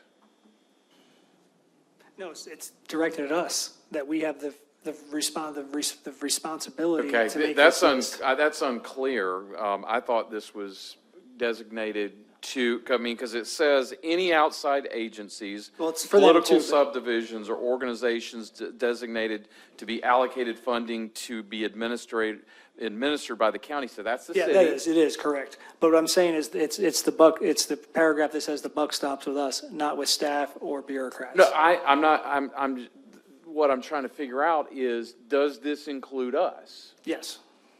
Okay. And it includes municipalities. We just talked about that. They would have to submit their funding request to us so we can, it's not so much we're going to say, no, you shouldn't pave that road. It's your money, but that they all are roads. And yes, it is all road related projects, and it's not a county building or county vehicles or something like that. So it is absolutely related to roads. That's our backstop. Okay. So in the genesis of this question was one from earlier that I asked. If the cities present their funding request for Pleasantburg Drive, whatever, city roads around the county, what happens if we deny that? Why would we deny it, Dan? I don't know. I don't know either. I don't know, but this specific language, the way you have called this out, this is part of the budget process, and we have to take a vote, which means we could technically vote no. What happens then? And I'm not trying to be obstreperous, It's great. Little things like asking for a roll call when someone votes no, which is absolutely absurd. This is the same caliber of language in the law that I don't think we're thinking through the good things and the bad things that could happen. There are unintended consequences when we draft language. And so I'm asking, what happens if we vote no on, I'm assuming that this is going to be presented to us in such a way that it's not going to be one vote on everything. I'm sure we're going to vote on the city stuff. We're going to vote on whatever other agencies, the state roads, whatever, what if we vote no? That's my simple question. I would suggest, is there a backstop language suggestion for a sentence that we could put in that would assure that would be legal? I mean, we have to pass a budget eventually.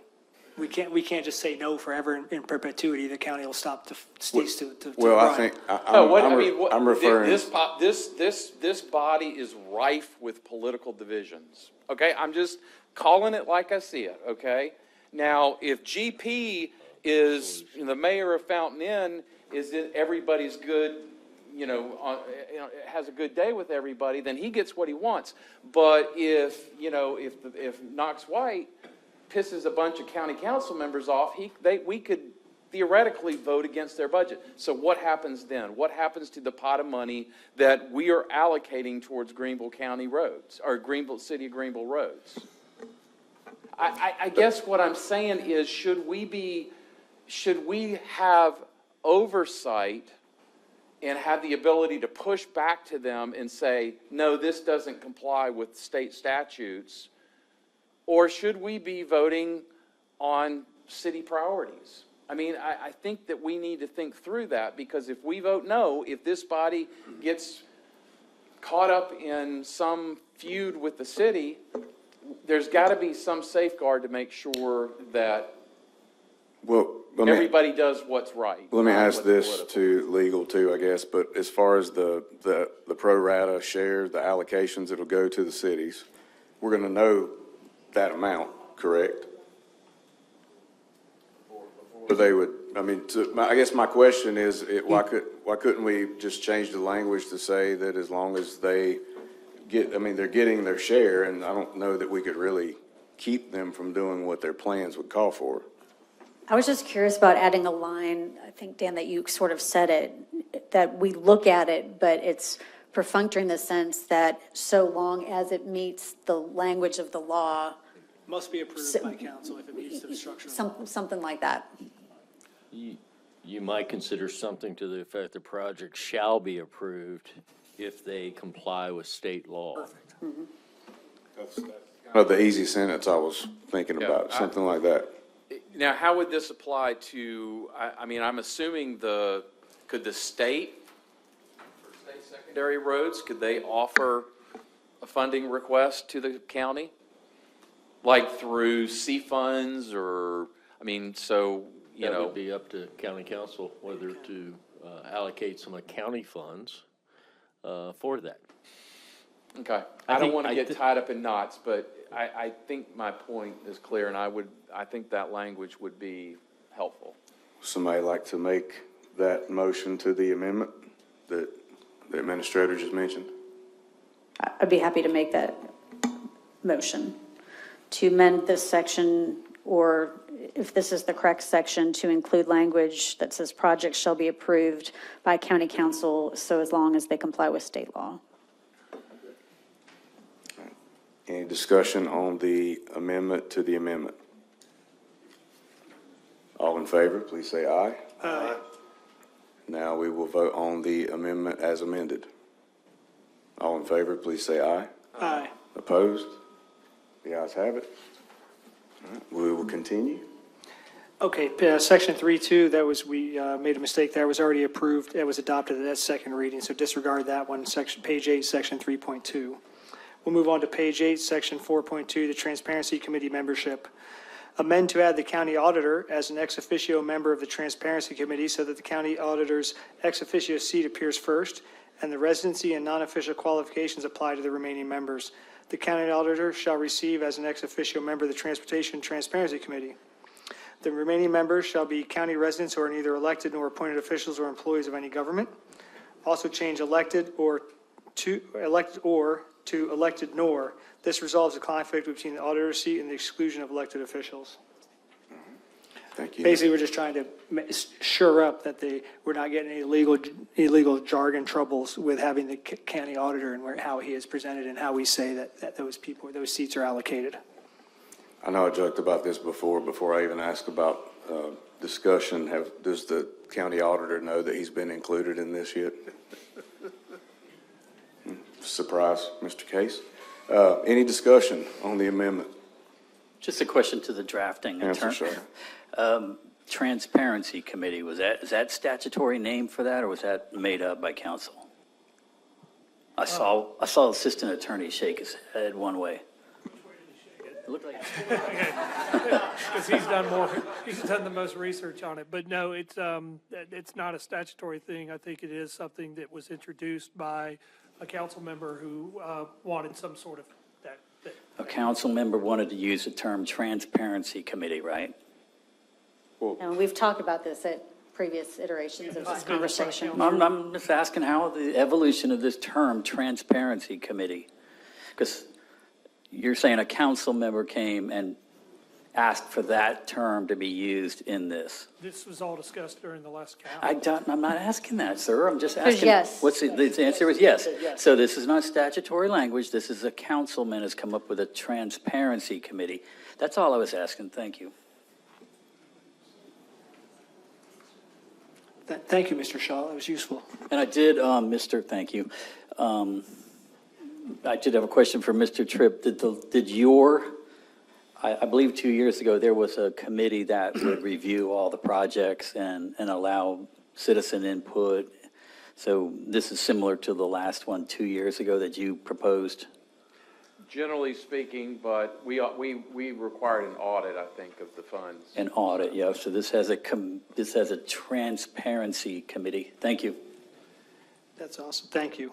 Appreciate you. I appreciate your sarcasm, sir. Section 8, page 8, section 4.2. We got to vote on it first. Oh, sorry. Oh, yeah, we got to vote on it. Thank you. Where are we at now? We're on the 4.2 and 4.3. Well, 4.2. Sorry, 4.2 edit. All right, any discussion on this current amendment? I'd like to talk about this committee real quick. The committee from the previous one actually decided the list. This is. No, that's not, I'm sorry, Miss, the list was decided by the voters under our plan. And they just administered that. I mean, we're talking jargon there, but okay, let's move on with this then. What this committee, everybody I hear transparency and audits and this, and everybody wants this and that. This is exactly what we're getting with the Transparency Committee here, is that it's citizens, and we have someone who's in very know of the county auditor, who's in knows of where all the money goes and how it's spent, and that we apply with the state laws for all how that goes, and collection of taxes is correct. What we're doing here in this Transparency Committee is pretty much saying, hey, with your taxes, this is how that tax is going to be spent. And this is the oversight of the people that go, yes, this is we are following what's being done here. They are the canary in the coal mine. All right. So to suggest otherwise, that this is not legally according to state statute, or however a lawyer who likes to mumble things up goes, is this is actually going to watch out for your money. I did want to reiterate, somebody had mentioned it, has even the auditor been asked about this? Because I know in going through the budget, the auditor has expressed difficulty in the workload that the auditor has now, that's official workload, and also keeping staff and competing with the private market for the employees that he has. I mean, are you just going to put this added burden on, and are you going to, without even asking the guy, really? Perhaps we could take him off of GADC. He'd have more time to work on this. I think we need to get back to, the business of the agenda, but everybody has their opinion, but I'm pretty sure that I can speak on behalf of Mr. Case that he would be willing. You can speak on behalf of Mr. Case. I'm saying I'm pretty sure that I would be able to. That's okay. I'm going to call the question on the, I'm going to speak. call the question on the amendment at hand, please. All in favor of the amendment, please say aye. Aye. Roll call, please. Roll call's been requested. He's going to speak on behalf of Mr.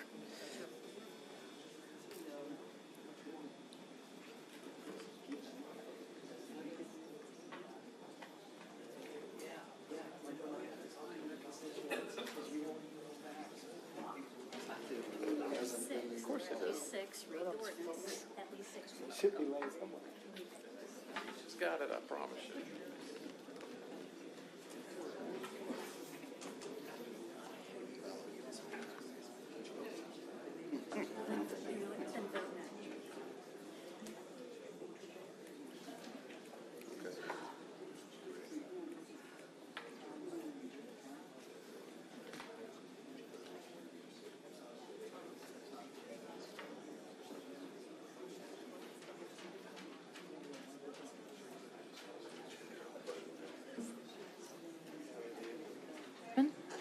You have 9 in favor, 2 in opposition. The amendment passes. We'll move forward to the next amendment. Thank you, Mr. Chairman. Insert on page 8, section 4.3, insert, with the exception of the county auditor, who serves as an ex officio member of the Transportation Transparency Committee, end of quote. So the 4-year member terms do not apply to the ex officio seat, basically saying we can't hold him to a 4-year term. Obviously, he's an elected official, so as that position is, someone different is elected, they will also serve when he is over, when that seat comes up. Thank you. Any discussion on this amendment? Please say aye. Aye. Opposed? The ayes have it.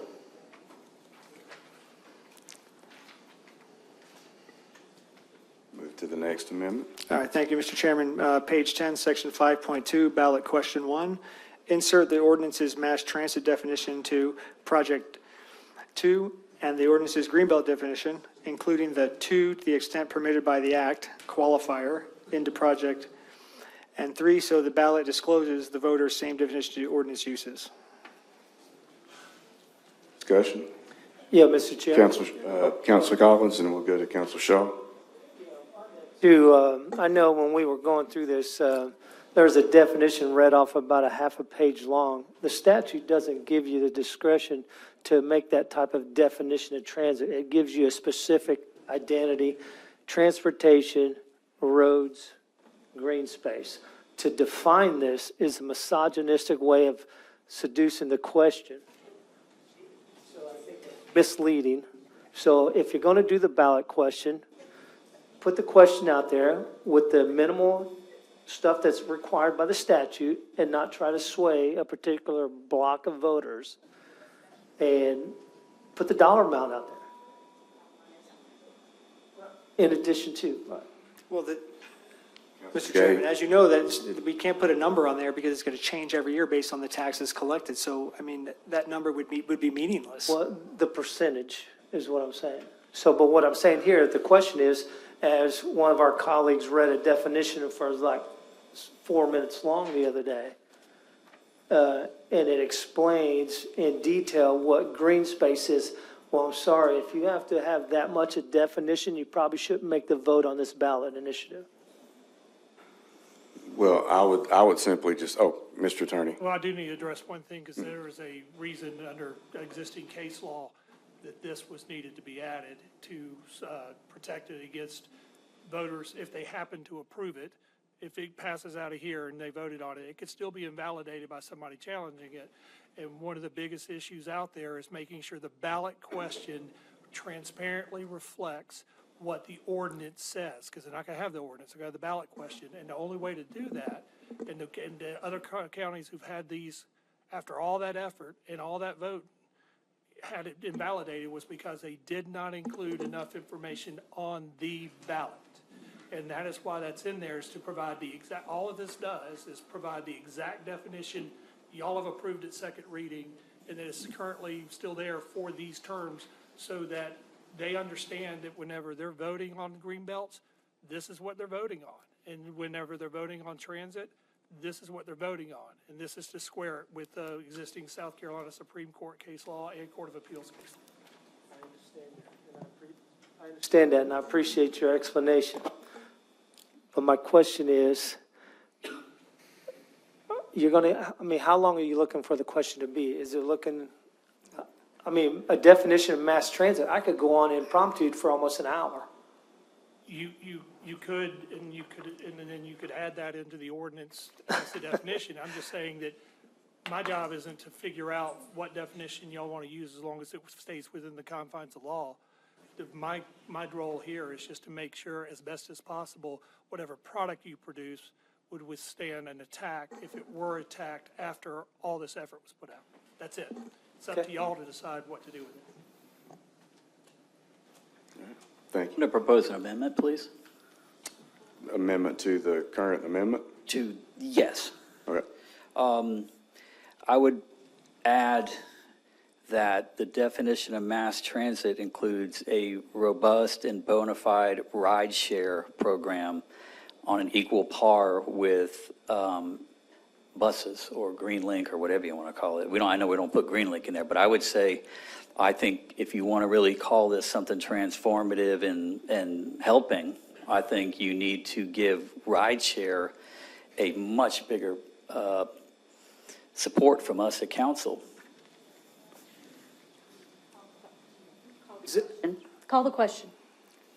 Well, and he stated his amendment, so, Rideshare is a, Yeah, basically that, Madam Clerk, that council, it's the intention of council that rideshare, a robust and bona fide rideshare program shall be equally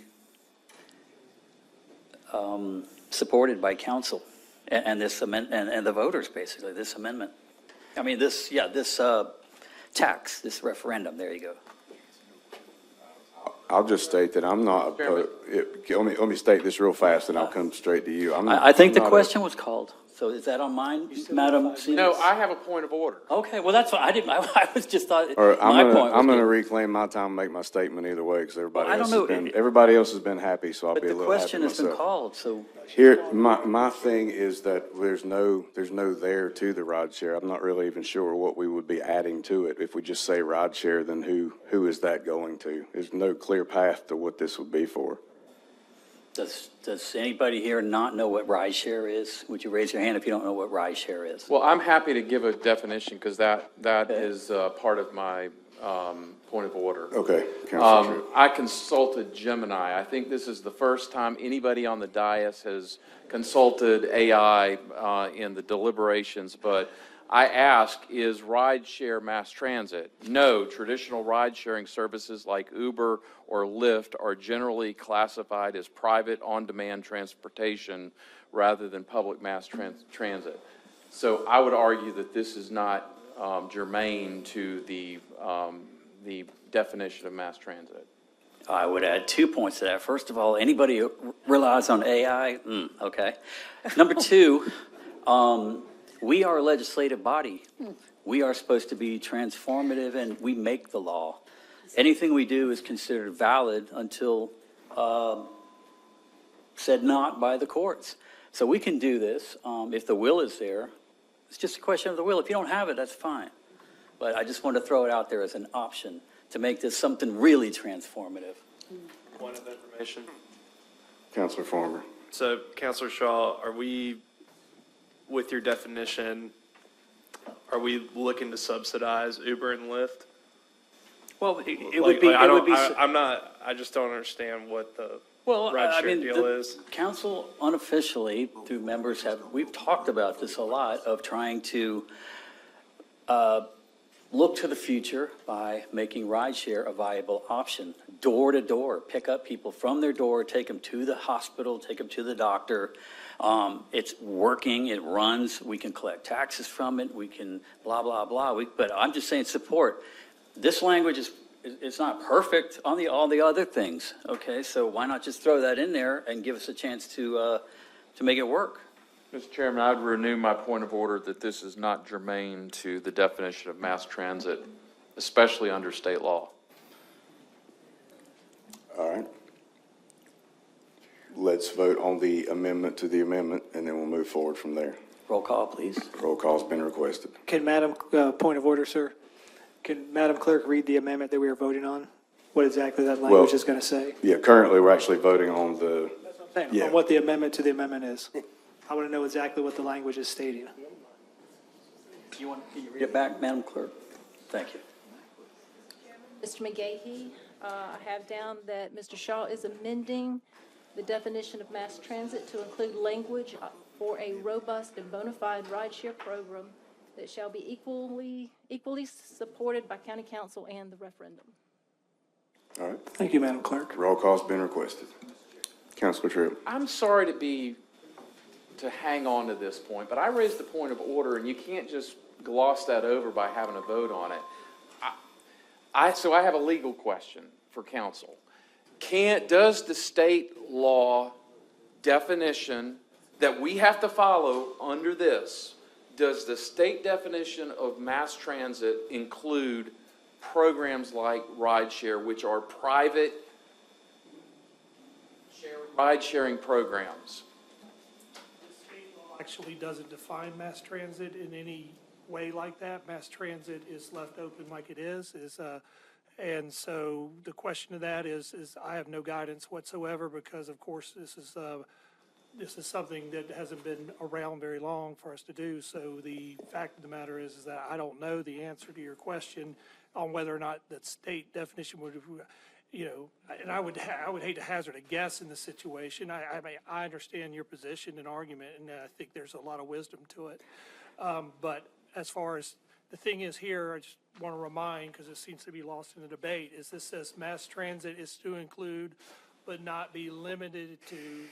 The whole point of this is just whatever the courts determine mass transit might be in terms of definitions when people try different things when it comes up. This doesn't limit. This goes to the outer limit of what state law would allow, whatever that is, because we don't know, because there's no robust case law on that, interpreting it.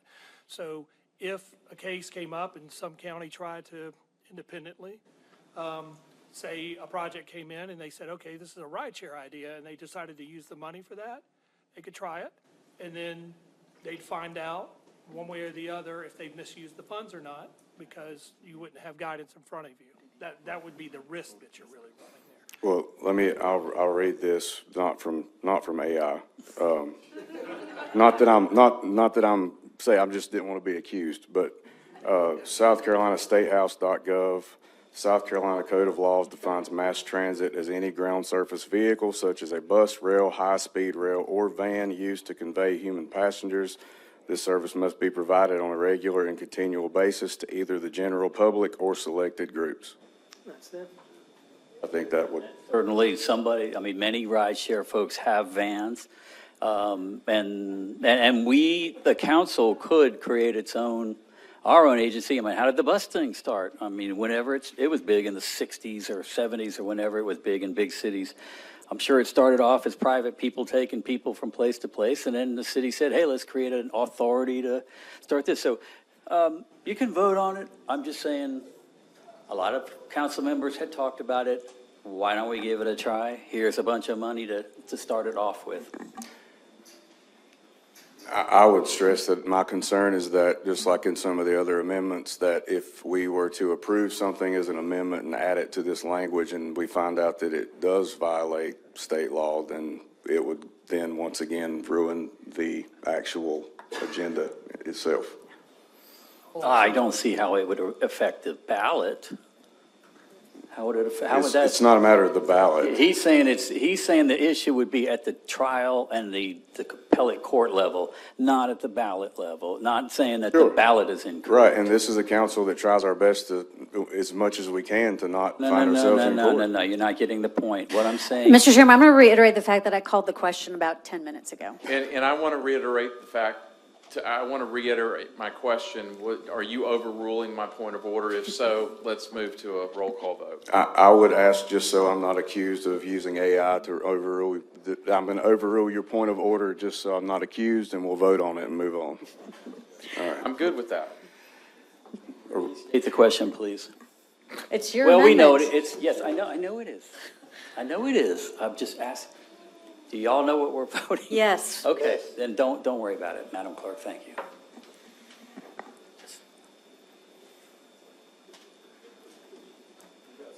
Pizza in the back, if anybody's hungry.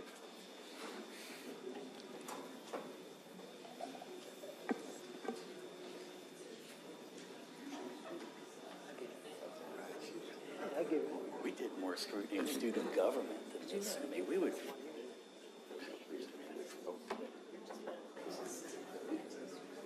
Just on the amendment, though. Yeah.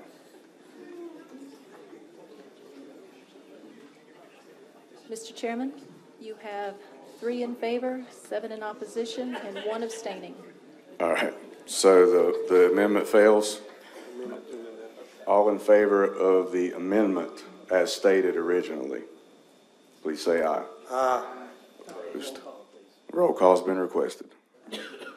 And can I just confirm that Yeah, what's this one? we're not changing percentages? That's another amendment coming down the line of supposedly? Okay.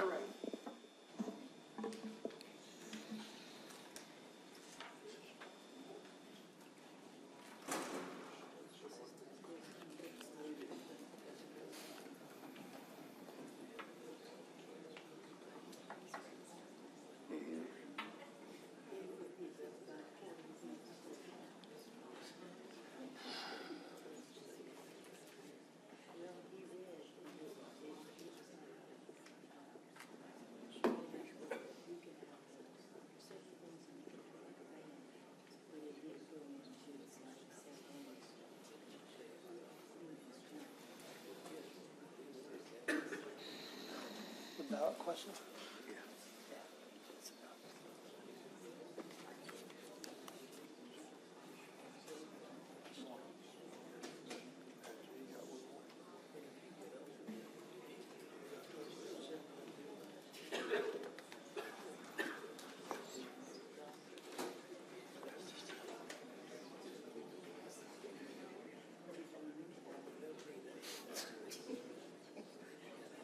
Mr. Chairman, you have 9 in favor, 2 in opposition.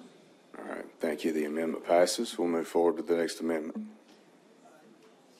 Thank you, Mr. Chairman. The amendment was to amend the transportation sales and use tax and referendum ordinance to provide that no less than 20% of the revenues collected pursuant to the ordinance must be used to provide a credit against the taxpayer's county ad valorem tax liability. I'm going to withdraw that one, but if I could just speak on it real quick, if you wouldn't mind. Absolutely.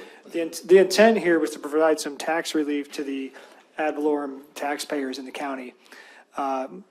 Obviously, the county has expenses. This year, we brought in $13 million new dollars in ad valorem taxes, but we added $21 million to the budget. So for all of you out there that at home, like I do, have an income that is at what I make, I can't long spend over that. I can with a credit card, not for long. It will eventually come to pay. We're not the federal government. We can't continue to increase spending and not be backed up by revenues. Greenville County is very tax adverse. Additionally, who would go 30 years without a pay increase? Nobody. You would quit your job and get another one. The county has to get paid somehow. I challenge my colleagues and anybody in here to sit down with me with the budget and show me where $50-60 million is in the budget that we're wasting and that we could put towards roads. I challenge leadership from the GOP. I challenge leadership from all the small groups. Sit down with me. Let's sit down with the budget and let's have an open and honest discussion about what's in it. And if you find $60 million, I'll be the first person to come back and amend the budget. I challenge the new counselors. Let's sit down together. Let's sit down and find the $60 million that the county's wasting. I challenge you, please. And I put this out there in public, and I've had 0 people take me up on it so far. So if you're serious and, sell the county building, well, the adults are in the room. That's not a viable solution. All right? That's ridiculous. So if you're going to come to me, come with viable solutions that will make a difference, things that can actually be implemented and passed. Leadership's tough. I do not want to sit up here and tell you I want to put a penny tax on. But when I look at the budget and I look at where we're going, for the past 2 years, we've dumped into the reserve fund, the general fund. That is not a long-term solution to keep your taxes low. That's a fiscally irresponsible policy that's going to put the county in jeopardy 10, 15 years from now. Just think about that when you vote on these things. And I'm not advocating to raise your millage. What I'm advocating for is a chance for you to fix the roads. If this doesn't pass, the county has no path forward to get ahead on the road situation. I challenge anybody in this room, my colleagues, to sit down and show me where the money is in the budget. I'll do it tonight. I'll stay here till 3 a.m. Thank you. Thank you, Counselor Sutton. And just so to be clear, he was withdrawing that 20% amendment that was in our packet. We can't, and if I can, Mr. Chair, we can't legally do it. According to the referendum language by state law, we can't do it, so I withdrew that. But I wanted to let you know I am attempting to somehow give you tax relief, you homeowners. That is the intent here. Okay? So we're going to try a different way. That's to come. May I ask you a question on that, Mr. McGahee? You're asking us to just, are you asking us to just trust you? No, I'm asking you to sit down with the budget and show me where $60 million for roads is coming from that we're wasting currently. To the last point, you said. He withdrew, so let's move forward so some people don't go to sleep. It's withdrawn. Okay. We'll move to the next amendment. What? Sir, Mr. Chairman, I move for approval of the ordinance as amended at third reading. We still have another amendment. I got it. Oh, I'm sorry. I'm sorry, Mr. Bradley. I apologize. You're good, Mr. Chairman. Piggybacking on what Councilman McCahey mentioned, this is the reason I have this amendment. Let me read it. For notice provided in the council agenda package, I move to amend the transportation sales and use tax and referendum ordinance to increase the percentage of the sales and use tax collected and extended for mass transit system operated by Greenville County or jointly operated by county and other government entities from 3% to 5%. This amendment shall be applied to the ordinance as a whole to update the allocation numbers proportionally for internal consistency as needed. The thought process here, Mr. Chairman, is they get their funding from sales tax and not from the budget in the future. Well, they won't need it from the budget if they have it from the sales tax. Therefore, reducing property tax. All right, thank you. Any discussion on this? Councilor Tripp? So the effect of your amendment is to raise transit to 5%? Yes. Okay. And so now it would be 88, 7 and 5? That's the plan? 88 for roads? Yes, sir. So you're taking additional 2% out of roads? Yes. Okay. I'd urge my colleagues to vote no. Any other discussion? Councilor McGahee? I would argue my colleagues to vote no as well. With the 3% under the current projections, Greenlink would get a significant influx of money compared to what they get now. So that logic to me doesn't make sense. Councilor Mitchell? I will move to amend Mr. Bradley's amendment to go from 5% to 7%. But there's a lot of misinformation going around about how this is going to impact Greenlink. And just because you get another $1 million to go into the Greenlink budget doesn't mean that they can actually make real improvements. And so I'd like to see something where we can make some real advances, like some of our citizens have said, think outside the box and be able to do some creative things. So I'd like to go from 5% to 7%. Okay, so I'll keep this discussion open for this amendment because it applies to the other as well. Councilor Tripp? So kind of assumed in this conversation, as I've talked to folks around the county that are part of the mass transit and other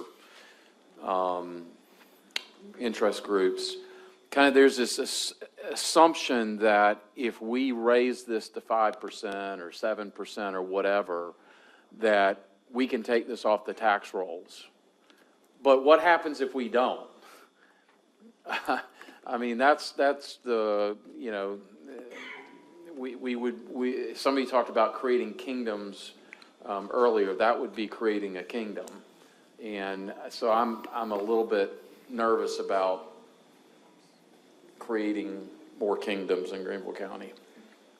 Thank you. Councilor Collins, I forgot you earlier. Sorry about that. No, you're good, Mr. Chair. I appreciate that. I know there's an amendment on the amendment. So I think we're at 3 now, the 2 additional, and then the 1 amendment. I make my amendment that we either line item the 1% tax, you line item transportation, then you can define it, and you line item the green space, each in a separate line item, if that's even possible.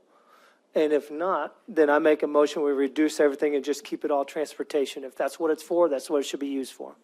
All right. The roads. We're getting ready to get really confused because that's technically probably two amendments. So let me go to attorney who's looking this way first. The issue is at that point, we are outside of your own rules. You've adopted Masons, and under Masons, you can make a motion to amend, and you can make a motion to amend the amendment, but you cannot make a tertiary amendment. And thus far, we have Mr. Bradley's motion to amend, which was separate from Mr. McGahee's in a separate portion of the ordinance. And then we have Mr. Mitchell's motion to amend that. But Mason's doesn't allow a tertiary or therefore after those type of amendments. Mr. Chairman, I'll withdraw my amendment until the other amendments are satisfied. All right. Thank you. All right. So back to the, Dr. Fant.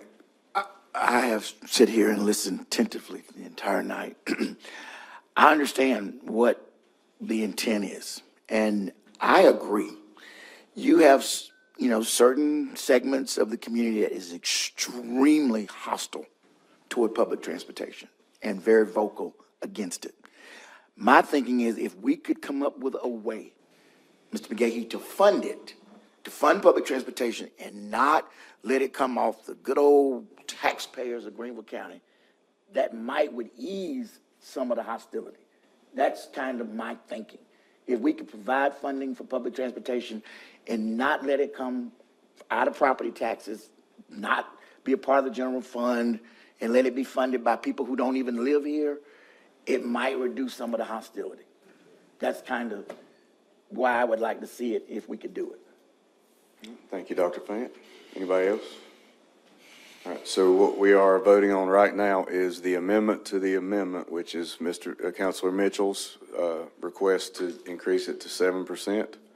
And I'm guessing I'm just going to go ahead and request a roll call myself. And just to make sure we're clear, this vote is to 88% roads, 7%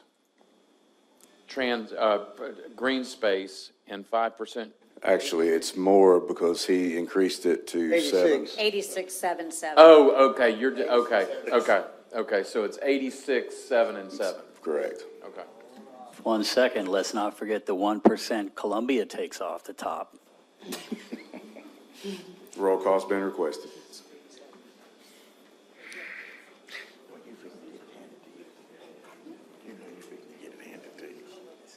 You're thinking.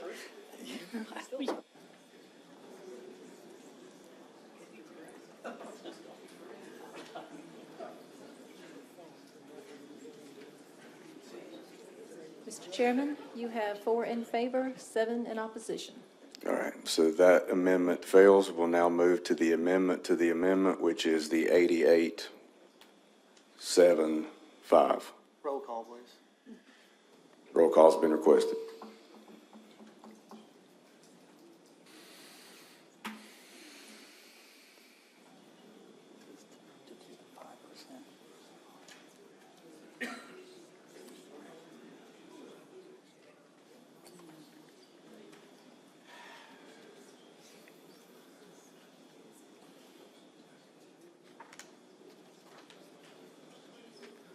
Mr. Chairman, point of information. So we're making the vote on Mr. Bradley's amendment, which is stated here. Yes, sir. So when will I be able to make my amendment? Well, we won't be able to because we've had the 2 amendments to the amendment, which under Mason's at We're only third allowed reading. 2. And you didn't submit it ahead of time. But we can make amendments to the amendments, is what he stated. Saying that we can only do that twice in one. Well, point of information, Mr. Attorney, isn't it, since we've settled that one, there's no longer a tertiary, but Mr. Collins could bring up a secondary at that point, correct? As I understand, I may be wrong, but that's how I read it. Well, no, no matter what, it would, the thing that's on the floor is that, and the time to make motions to amend it already passed, because that's when y'all did it, when Mr. Mitchell did, so no, that's not. Okay. The only way, well, Yeah, we've already asked for a roll call, so we should be voting right Yeah. now. See, roll call's been requested.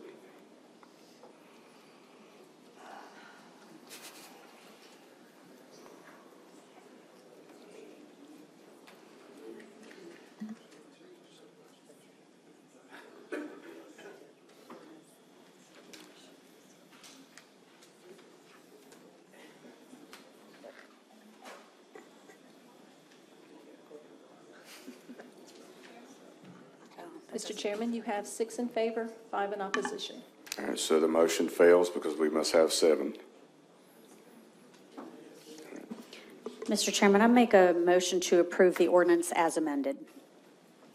All right. All in favor? Roll call. Roll call's been requested. This is the whole thing, right? Yes, sir.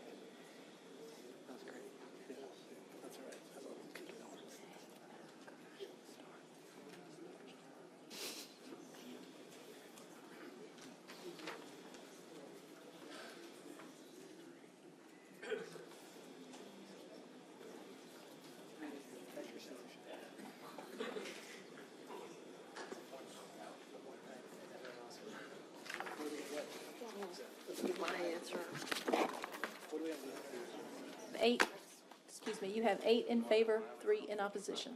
All right, thank you. So the motion passes. Now, just to be clear, that was the motion on the final referendum, or we still have to vote on the ordinance as amended? That was the motion, correct? That was My motion was the ordinance as amended. Okay, just making sure we're clear. So the motion for the referendum passes. We will now move forward, thankfully, to ordinances at second reading. We will start with A, Simpsonville Fire Service Area Millage Request. Councilor Collins. Thank you, Mr. Chairman. Simpsonville Fire Service Area millage request. Mr. Chairman, the motion I move for approval at the second reading, an ordinance providing for an increase to the operating millage rate levied by Simpsonville Fire Service Area. Thank you. Any discussion on the motion? Mr. Chairman, may I speak, please? Councilor Long? Yeah, I just want to mention, I was in Finance Committee and was able to review this and reviewed it again, and would talk with people in these districts, and just based sheerly on the financial status of the fire department, the fact that they have had great success financially, and the fact that they budgeted revenues of a little over $1 million, and they brought in $2.5 million more than what they even budgeted income. And the fact that the purpose of a millage of 5 mills wants to be raised to secure their ISO rating, which they have a fireman's fund of 1% that can be used for that. And then they also are going to use it to be more competitive in hiring and those type things. I feel like at this point, this is a want and not a need. I can't see voting to raise millage, 5 mills, and if you do the millage work on this is $220,000 a mill, so it's over $1 million. And correct me if I'm wrong, but this is over 4 tax districts. Councilor Long, I didn't mean to interrupt you, but I think you may be referring to Southern Greenville County. This is Simpsonville. Okay, I'm sorry. At second reading. Okay. I just wanted to make sure this All right. is that right? That's right. Okay. That's correct. Okay. Sorry. Yeah, no, that's fine. I saw the S and I just started. No, absolutely. I just want to make sure we're clear. So this is a different request at second reading currently. Simpsonville Fire Service Area millage request. And Councilor Collins has already read it, so I'll open it up for any discussion additional. All in favor, please say aye. Aye. Opposed? The ayes have it. We'll now move to item B, which is also Simpsonville Fire Service Area General Obligation Bond Issuance. Councilor Collins. Thank you, Mr. Chairman. Simpsonville Fire Service Area General Obligation Bond Issuance. Mr. Chairman, the motion I move for approval at second reading, an ordinance to provide for the issuance and sale of not exceeding $1.2 million of Greenville County, South Carolina General Obligation Bonds, Simpsonville Fire Service Area Project, in one or more series to prescribe the purposes for which the proceeds shall be expended, to provide for the payment thereof, and other matters relating thereto. Thank you. Any discussion on the motion? All in favor, please say aye. Aye. Opposed? The ayes have it. We'll now move to ordinances at first reading. Councilor Bradley. Thank you, Mr. Chairman. I present for first reading zoning docket CZ 2026-31 through CZ 026-40. Thank you. And we will refer that to the Planning and Development Committee. We'll now move to item B, Wireless Communication Facilities Ordinance. Councilor McGahee.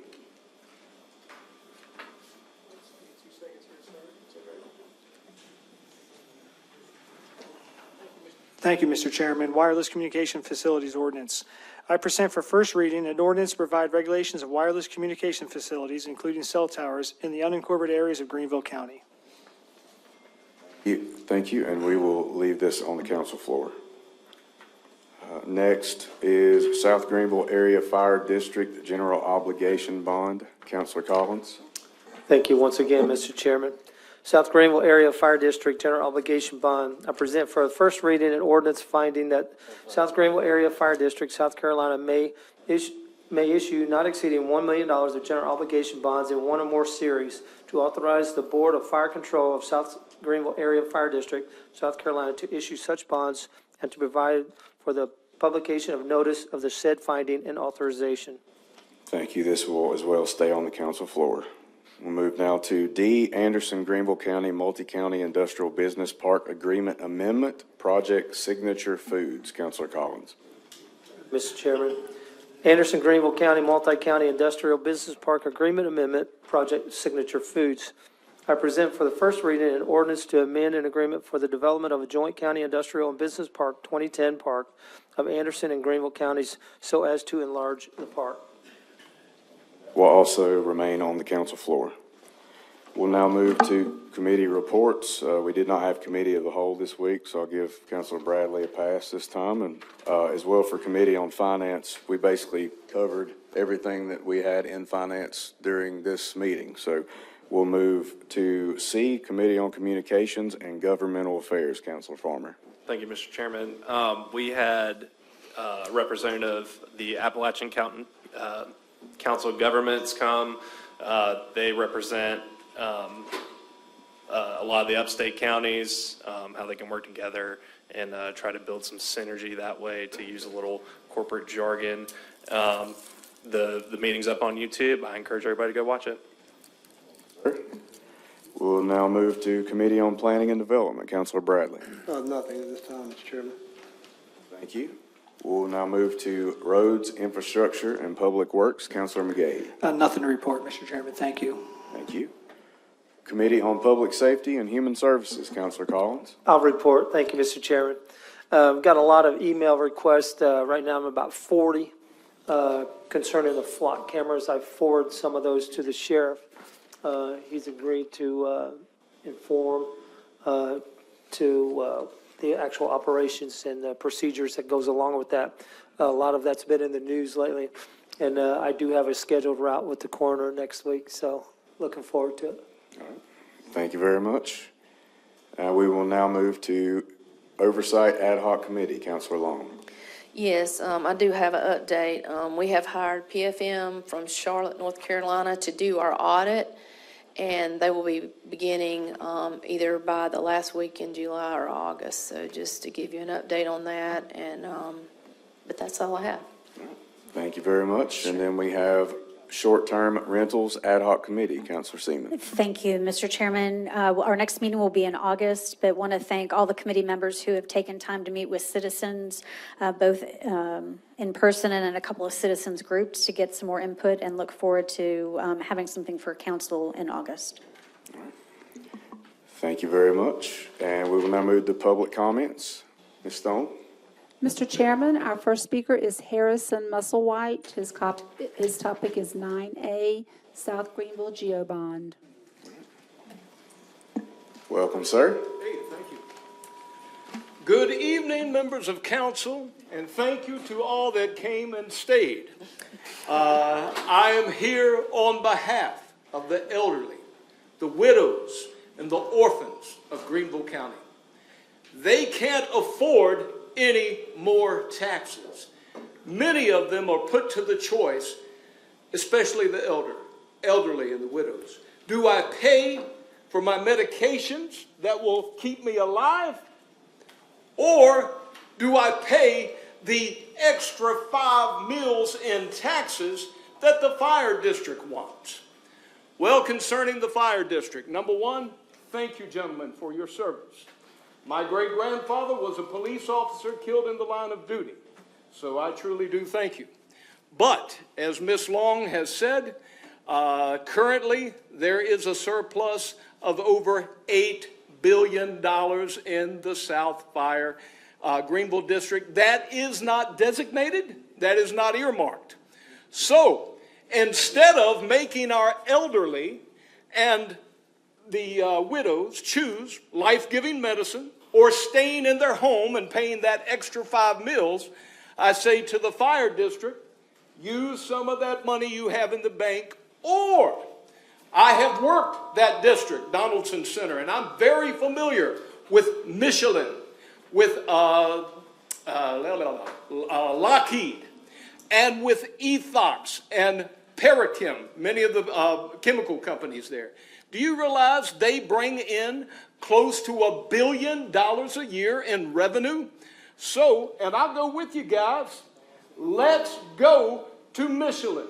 Let's go to Ethox. Let's go to Lockheed and say, hey guys, we need you to help fund for our new ladder. We need you to help fund for our capital improvements, and not take it out of the elderly, not take it out of the widows. Mr. Chairman. No more new taxes in Greenville. Thank you very much. Councilor Tripp. Speakers to talk to us, not to members of the.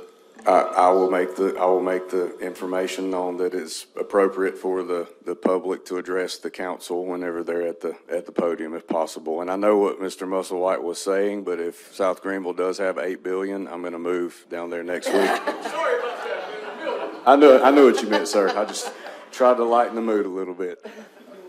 Thank you very much. Ms. Stone? The next speaker is Kyle Rowan. His topic is 12A5 Rays Creek.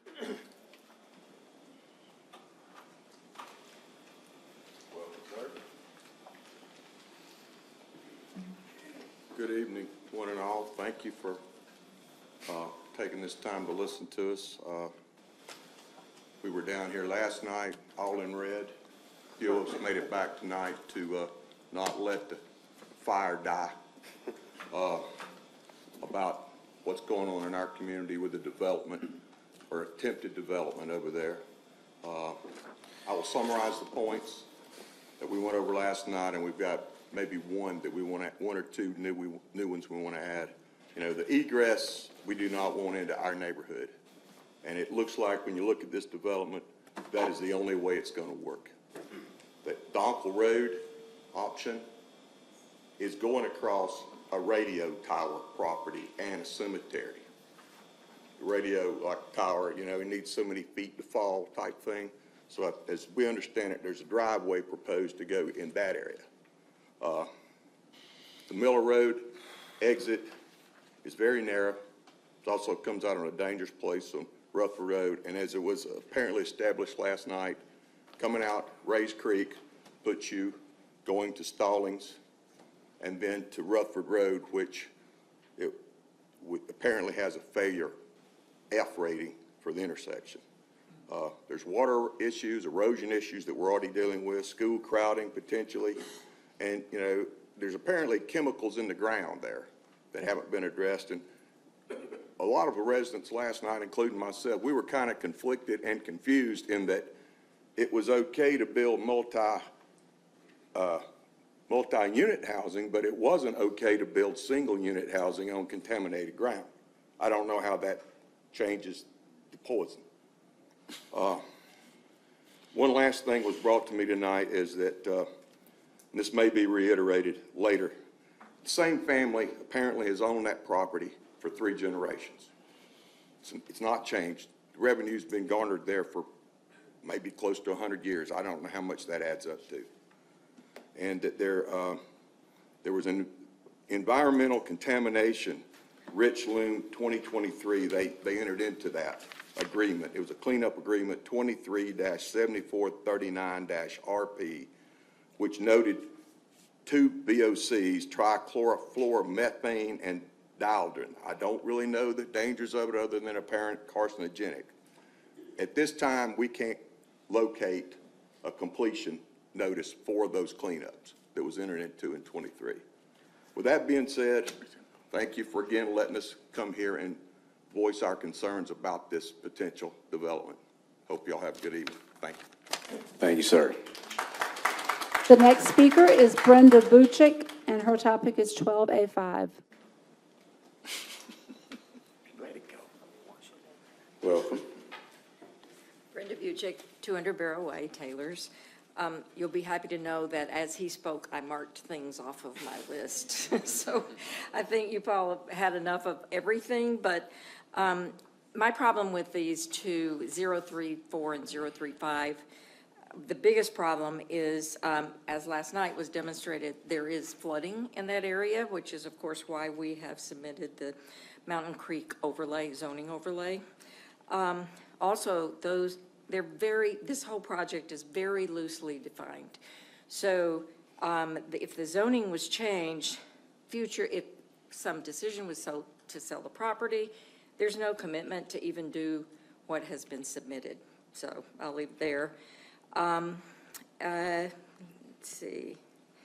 We talked about that. The only other thing I would add is that this is, I don't even remember, I think the numbers changed from what I saw as submitted, but it's about 150 residences. And typically, when that's submitted as a subdivision, a traffic study would be required. But what we've seen many times is that developers decide to break it into pieces to the point that they don't have to get a traffic study. It's not required. In this particular case, I don't know what the legal recourse is, but it seems to me a traffic study should be required for this area, which hasn't had one since the very first development came in. And at that time, it was really before COVID was over. People were still not going back to work. So it would be good if that could be required before any further approval was given. That's all. Thank you. Good night and good luck. Thank you very much. The next speaker is Robert Steves, and his topic is 12A5.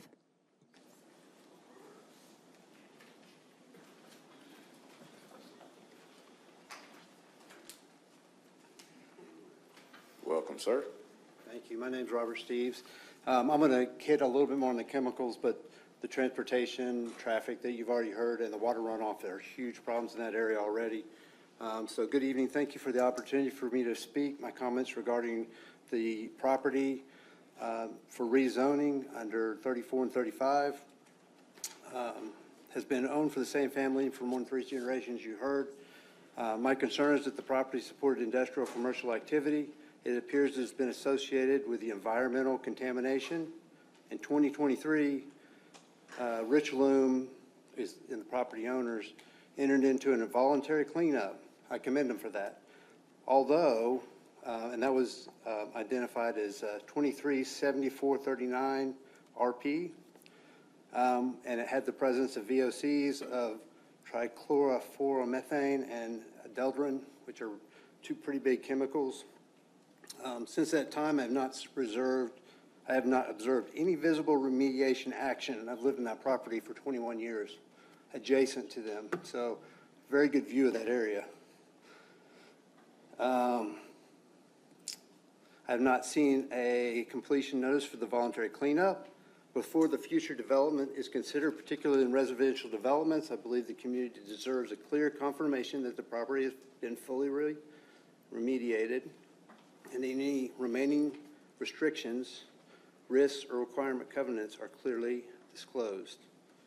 In my view, the company has benefited from the prior industry use of the site and also should be responsible for completing the cleanup to ensure that the future of the property is safe, transparent, and consistent with the surrounding community. And I think it's very important to have that consistency with the other community around it.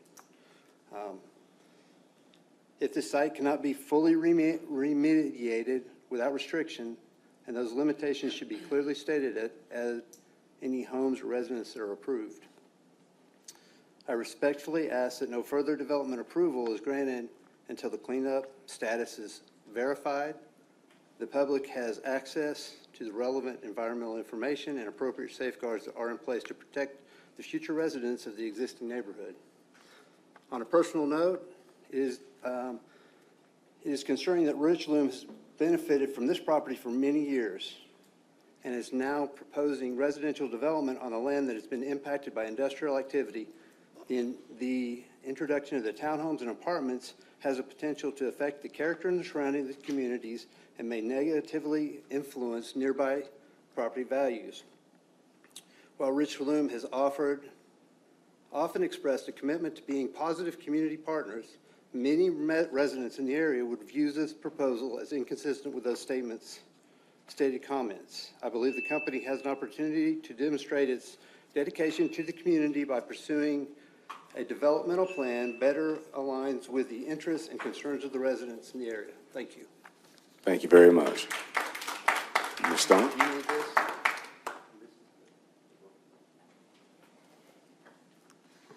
The next speaker is James Barnes, and his topic is green spaces. I think we may have lost Mr. Barnes to the agenda. Our last speaker is Michael Roth, and his topic is Tigner Woods. All right. Welcome, sir. Good evening, Mr. Chairman, members of council. Michael Roth, 1415 Lawrence Road. I spoke to some of you who were here last night. As the chairman of the Board of Zoning Appeals, that is not why I'm here tonight. I'm here as an applicant, resident, and a taxpayer of this great county.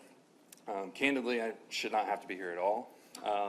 I am here because there's a motion being made that requests to request Planning Commission to reconsider the proposed subdivision Tigner Woods. Tigner Woods is a 56-lot single-family subdivision on 58 acres zoned to RS. Every lot is 25,000 square feet or larger, and exactly what RS calls for. Every lot is septic. We requested 0 variances, 0 waivers, 0 exceptions. Our preliminary plat meets the zoning ordinance and the land development regs, and your own professional staff confirmed that on record at the June Planning Commission meeting, the meeting where this project was approved. My company sent every member of this council a letter immediately following that meeting. I encourage you to read it again if you did not. I'll provide the highlights. The meeting was not run according to the commission's own bylaws. The commission was very unprofessional to us as applicants. They then directed that same disrespect to your own staff for presenting basic facts. Members attempted motions to deny on 3 unsubstantiated grounds until your staff members, Mr. Henderson and Ms. Staten, had to publicly state that the project meets the ordinance and the LDRs, and that any denial must be grounded in those ordinances. Let me be direct. Your staff saved this county from real legal exposure that night. So I'm baffled by tonight's motion. Councilor Fant sat in the front row of that meeting. He watched every minute of the hearing as it relates to our proposed subdivision. And to this moment, staff, nor the commission, nor anyone else has identified a single provision of the ordinance or the LDRs that this project fails to meet. I do look forward to hearing the basis for that motion tonight. Now let's deal in facts, because there were accusations that were thrown at that meeting. We were accused for fire. We were accused for failing to communicate with the South Greenville Fire Department. We went through the subdivision advisory committee process twice, actually. After the hearing, at the commission's request, I spoke with the fire marshal directly, who reviewed the plat again and provided a letter which we submitted to the county. So that question is answered in writing. Regarding sewer, again, this is a septic subdivision. Rewan Metro claimed that sewer is feasible and available. It is neither. The nearest line is more than half a mile away, and we do not control any of that land.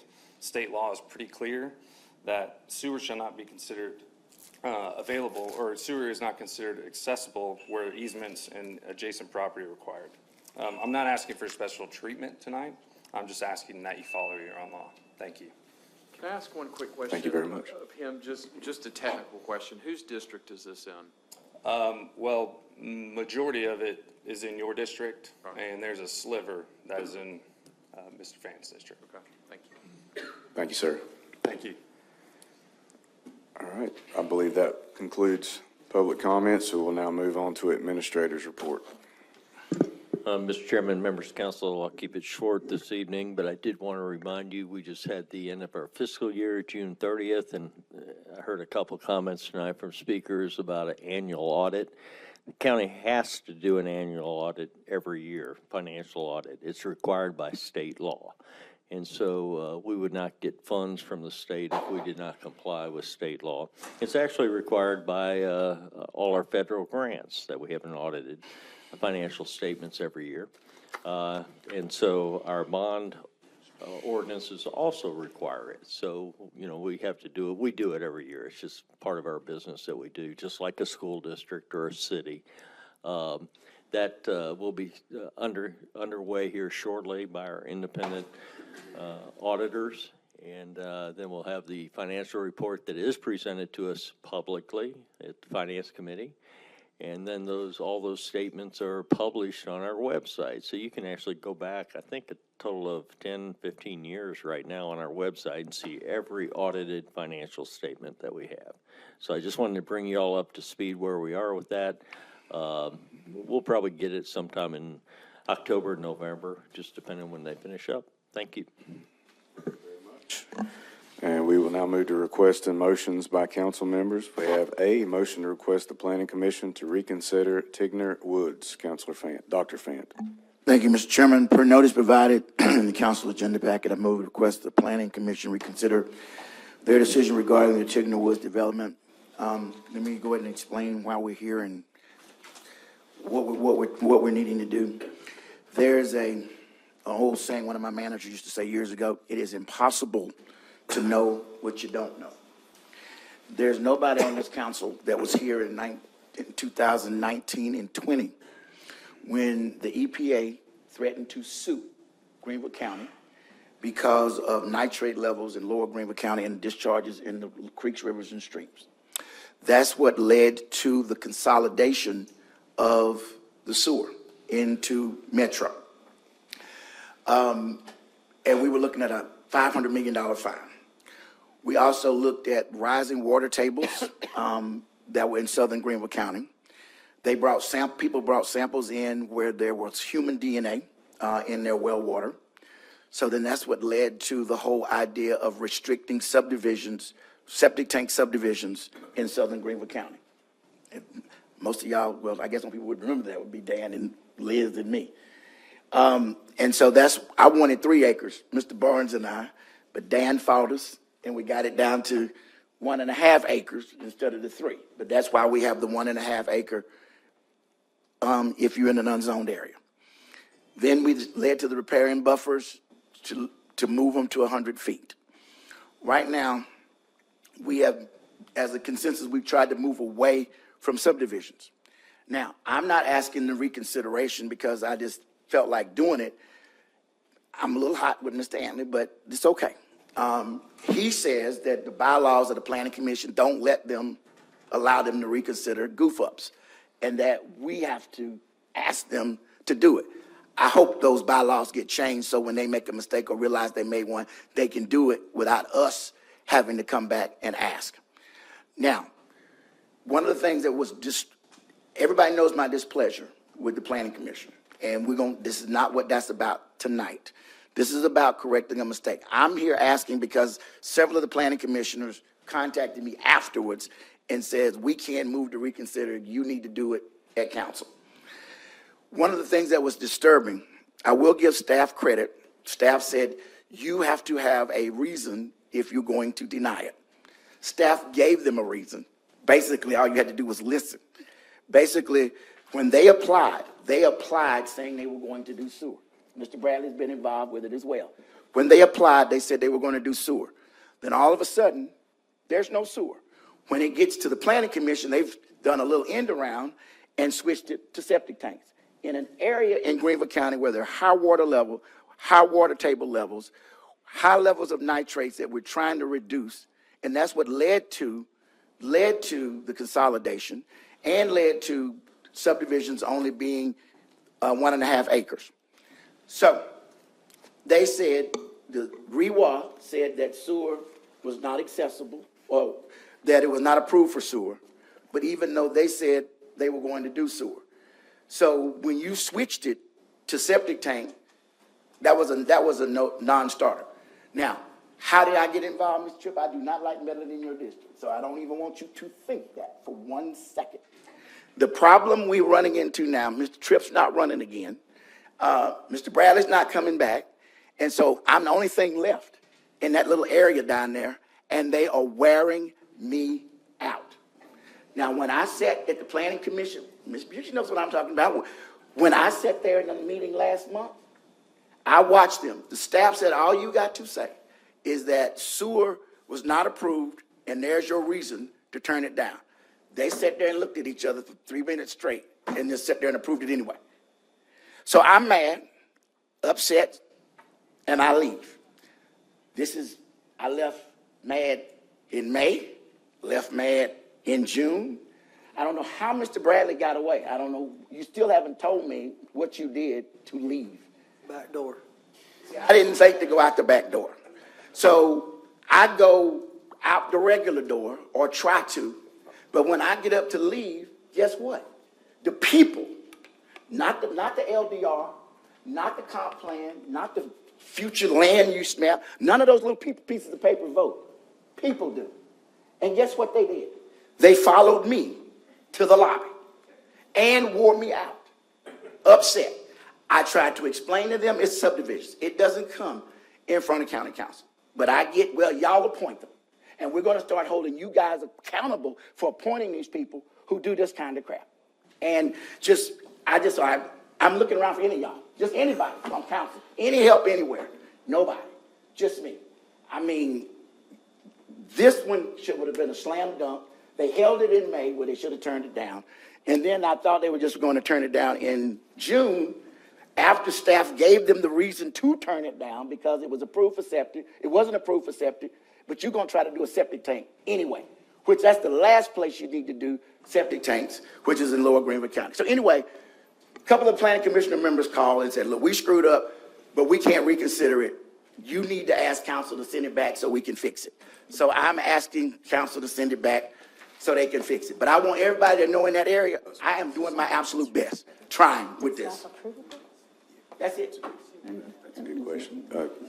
Councilor Seaman. Dr. Fant, did the staff approve this? Yeah, when it first got submitted, it was. The staff submitted approved it and as sewer. planning commission approved it. As sewer, originally. When we looked at, Mr. Bradley can help with that, because we originally said there's nothing we could do. Can I ask when it switched to sewer? If staff approved it under And I'm guessing that under maybe the sewer, staff sorry. did not, I don't know, I feel like we have conflicting conversations here about what staff approved and clearly what we heard just a minute ago, that wasn't even how they presented it, so,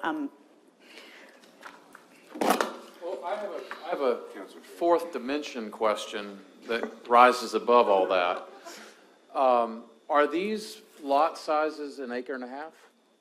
No, they get around it because it's already zoned RS. Remember, we tried to do it for Greenville County, period, but y'all wouldn't do that. So Okay, well, the 1.5. okay, that's, and listen, we have common cause on the septic tank. I totally get where you're coming from, but the law is the law, and my concern is, just like we read in Post and Courier last week about getting sued because we're telling the planning commission to do their job again. I'm just, if the developer followed the law needs to be changed, not them. And I'm concerned that we're being a little bit rogue with what we're doing here. Just, that's my point. I don't really know in this scenario how to ask this question, especially with it being a motion to reconsider, but my question is, if staff had approved it under the basis of sewer, why would it have not reverted back to them when they switched to septic? Now, that's a good question that I don't know. Because when it first got submitted, Mr. Bradley and I talked about it, and it was sewer. We were like, well, there's nothing we can do. They were fussing then, but it's like nothing we could do. Then when we get here, it's presented completely different. Then it's down to septic. Does this item qualify, I mean, is it possible to hold? I mean, I'm a no vote right now, but I'm also open to hearing some more information.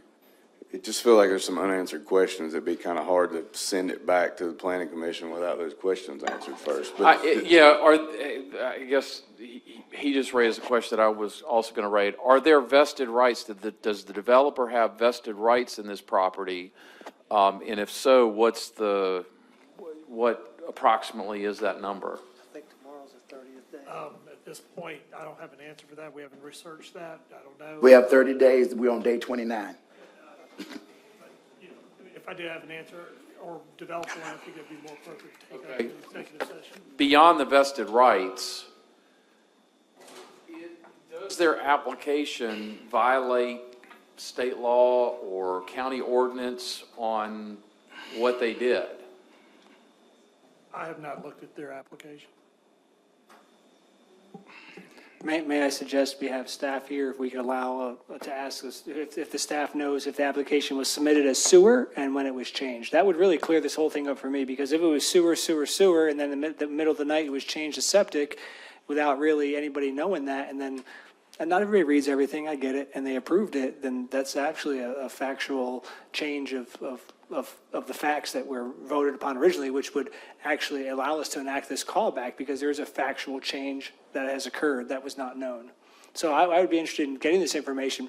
I'm a no right now as well, but as Ms. Seaman said, I'd like to find out when was it changed and who approved that change? And how do we Get that from staff. How do we go from sewer to septic in the approval process? I'd like to know that. Well, I mean, and I guess just to bring all that back to the most simple question that can get these people home, go to bed, is if we were to hold this to get that information, would it put anything in peril as far as the timeline goes to whether it's reconsidered or You not? would have to tell the whoever it was immediately, like first thing in the morning. Well, Considering they're sitting here. He's right there in the back, but. The 30th day. What's that? Any of you have context on, was the application changed? So you're saying, no, the application was not changed. It was submitted as septic. Okay, well, if that's the case, then. Okay, so I guess it'd be back to Dr. Fant then. Where did it come from that it was submitted as sewer? That's when Mr. Bradley and I talked, it was originally submitted to staff as sewer. And then all of us, then we get here, it's septic. The applicant actually raised his hand too, so he might want to come back up and speak to it as well. I'll allow for it. Everybody's either awake or asleep at this point. We'll get it figured out. Would you like for me to take a shot at this first? So during the subdivision advisory process through the county, we fill out a whole host of information. One of those documents is that we send a flow request to REWA and Metro. SAC. Yes, through SAC, Subdivision Advisory Committee. We submit a request, and REWA and Metro, as part of that, when we tell them, hey, we are doing a septic subdivision, they say whether sewer is available, and one other thing, it's like available, I have to look at it. There's two check boxes. And whether it's approved, whether septic's approved. Feasible and available, and whether septic's approved. REWA and Metro's position is that sewer is available, and that is feasible, and that septic is not approved. Our position is that it's not available and not accessible, according to state law, which rules in this matter, and so we're moving forward with a septic subdivision. And planning commissions, in the staff's recommendation for approval, they put as part of the general recommendations for any subdivision is that you provide an approval from REWA, Metro, and/or SCDES, because DES governs septic permits. You need my name, address, phone number. Yeah, who are you? Jonelle Phillips. I won't disagree with Dr. Fant on the sewer issue. I have many concerns. We have had a few subdivisions with the same scenario where we've had REWA and Metro come through and say, you've got to do sewer, or sewer, and the applicant decides they can't do it or don't want to do it, it's septic. It's a little concerning, especially since we went through in November a couple years ago, the Metro expansion, which to me meant that gave them the authority. They were the authority, and they're part of our SAC, so they say it's required, anyway.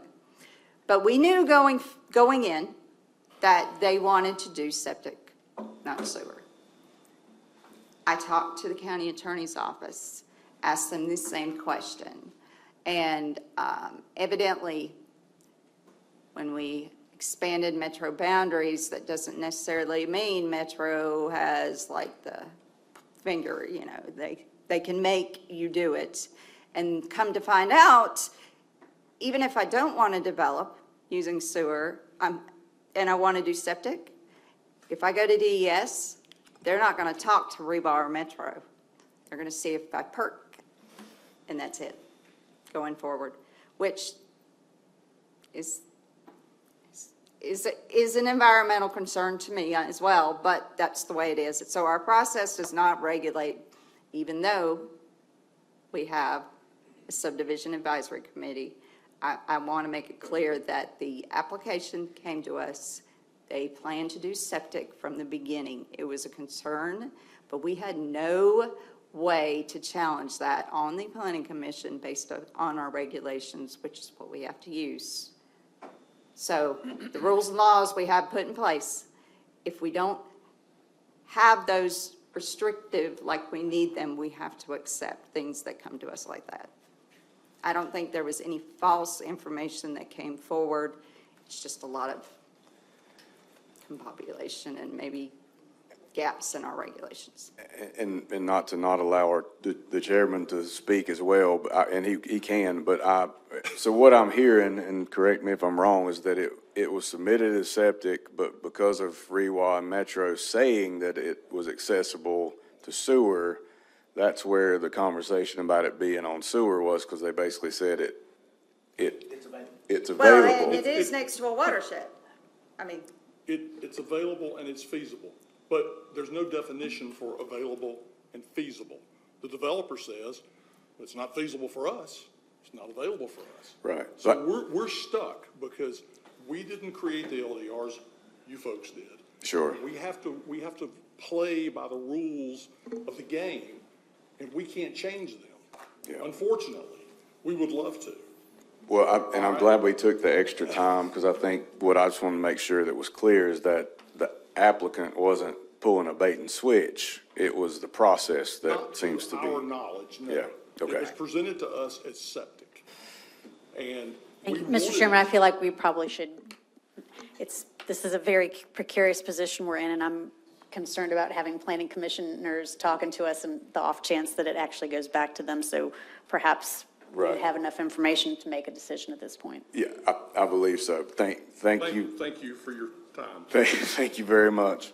All right, so maybe we need to open the discussion back up one more time based on that information, because I think that's important to this as well. Is there anybody that wants to speak to that at all?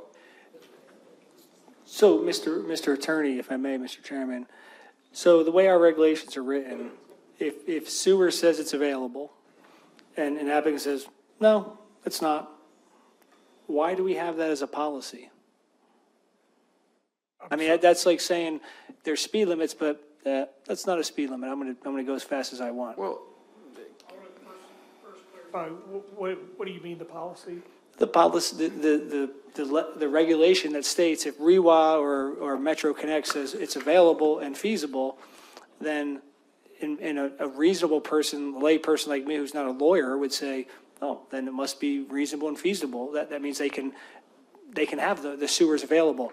But a developer can come in and say, oh, that's not feasible to me, and just go his own way. How is that? And if so, we need to correct that to put definitions in there. Is that exactly what I'm understanding? I think that this kind of discussion, given that there's the tenor of why it's on here, would be much more appropriate in an executive session, and maybe some time for us to put stuff together to globally talk about that law. Is there a illegal way to preserve our 30-day limit and make that longer? Do you understand what I'm asking? Is there a way to preserve that, hey, we've put you on notice that we may reconsider that you cannot build on this or move land to get vested interest rights? Because if I were them, I'd put a steam plow over there tomorrow and blow the land over. I got vested interest. So is there a method we can do this? Again, that would be another discussion we would need to have. An executive session would be more appropriate. Okay, thank you. Councilor Tripp. One of the concerns that I have that no one's talking about is that feasible and available. And really, it accrues to the with all due respect to my friend, Mr. Matney, it accrues to the benefit of Metro and REWA if everything's available. Now, available means half mile down the road, so, you know, if I'm building a subdivision, I got to pay $500,000 to get them to my property line. That's where the problem is coming in. To them, it's available, it's a half mile away, it's feasible, it's only $500,000 or $1 million, but the economics of it mean a different thing. So it's not a lack of, it's not a willy-nilliness on the developer's part. It's a sort of a kingdom building exercise by the Metro West and REWA. That's the dilemma that we have. And that's what needs to be addressed. And I don't know that you can do that after the fact. Well, then maybe that's the question that I think maybe Councilor McGahee was asking, is it, what gives them the jurisdiction to make that determination? Is it just baked into how our agreement is? Because we're talking about a reconsideration, I'm sorry to repeat it. I but the problem is understand, yeah. that we're in active litigation and reconsiderations right now. And so if we're going to talk about legal advice on this thing, I think it'd be protective of the county to do so with the attorney-client privilege intact. And the only way to do that would be through an executive session. Well, then I'll ask the other legal question then. If we were to hold this motion, would it negatively affect the county or affect whether they're allowed to do this or not, or us to reconsider? I don't have an answer for that. I haven't reviewed that enough to be able to guide you one way or the other. I can tell you there's no case law that's going to just sit there and say that directly, though. Councilor Brad? I got a suggestion. Can we hold this and then talk about it in executive session at our next CAL? That's what I'm getting at, but. Well, yeah. But it can't go to, planning commission this tomorrow. No, it can't go to the planning It'll commission be tomorrow next anyway. month anyway, So it so- would have been next month anyway if it went back to them. So Right. we would have a chance to discuss it Yeah, we before. will. Good. So you would want to make a motion then to refer this to committee of the whole for Further executive discussion. session? Yes. Yeah. Mr. Okay. Chairman. Councilor Mitchell. Mr. Attorney, would we have time to do that within the 30-day limit, which is now 29 days? Again, I think where we're getting cross on this is that we're talking about an assumption that there's a 30-day limit that's somehow sacrosanct here or not. And so, again, I reiterate that I think at this point, that could be a bone of contention in litigation, and therefore, if we're receiving legal advice on it, we should do so in an executive session. Otherwise, we lose attorney-client privilege. So basically, it sounded like you either take a shot now or take a shot at holding it and see where we land. Listen. These people wear me out. I want to exhaust every avenue I can to try to help them. Right. And if y'all stick it to me later, you just stick it to me later. But at least I will have died on the sword trying to help the folks who cried out about it. So I'd like to have a motion to refer it back to committee of the whole, and we can discuss it in executive session. Maybe you'll have a little more information you can give out. All right. Now, with this being a requested motion, does it have to be an amendment to the original motion? Somebody else could have brought a motion just to. I move to refer this to committee of the whole. Okay. All in favor, please say aye. Aye. Opposed? The ayes have it. Now we have one final motion, unless there's unless anybody wants to say anything else. Okay, hearing none. Adjourn. All in favor to adjourn? Aye.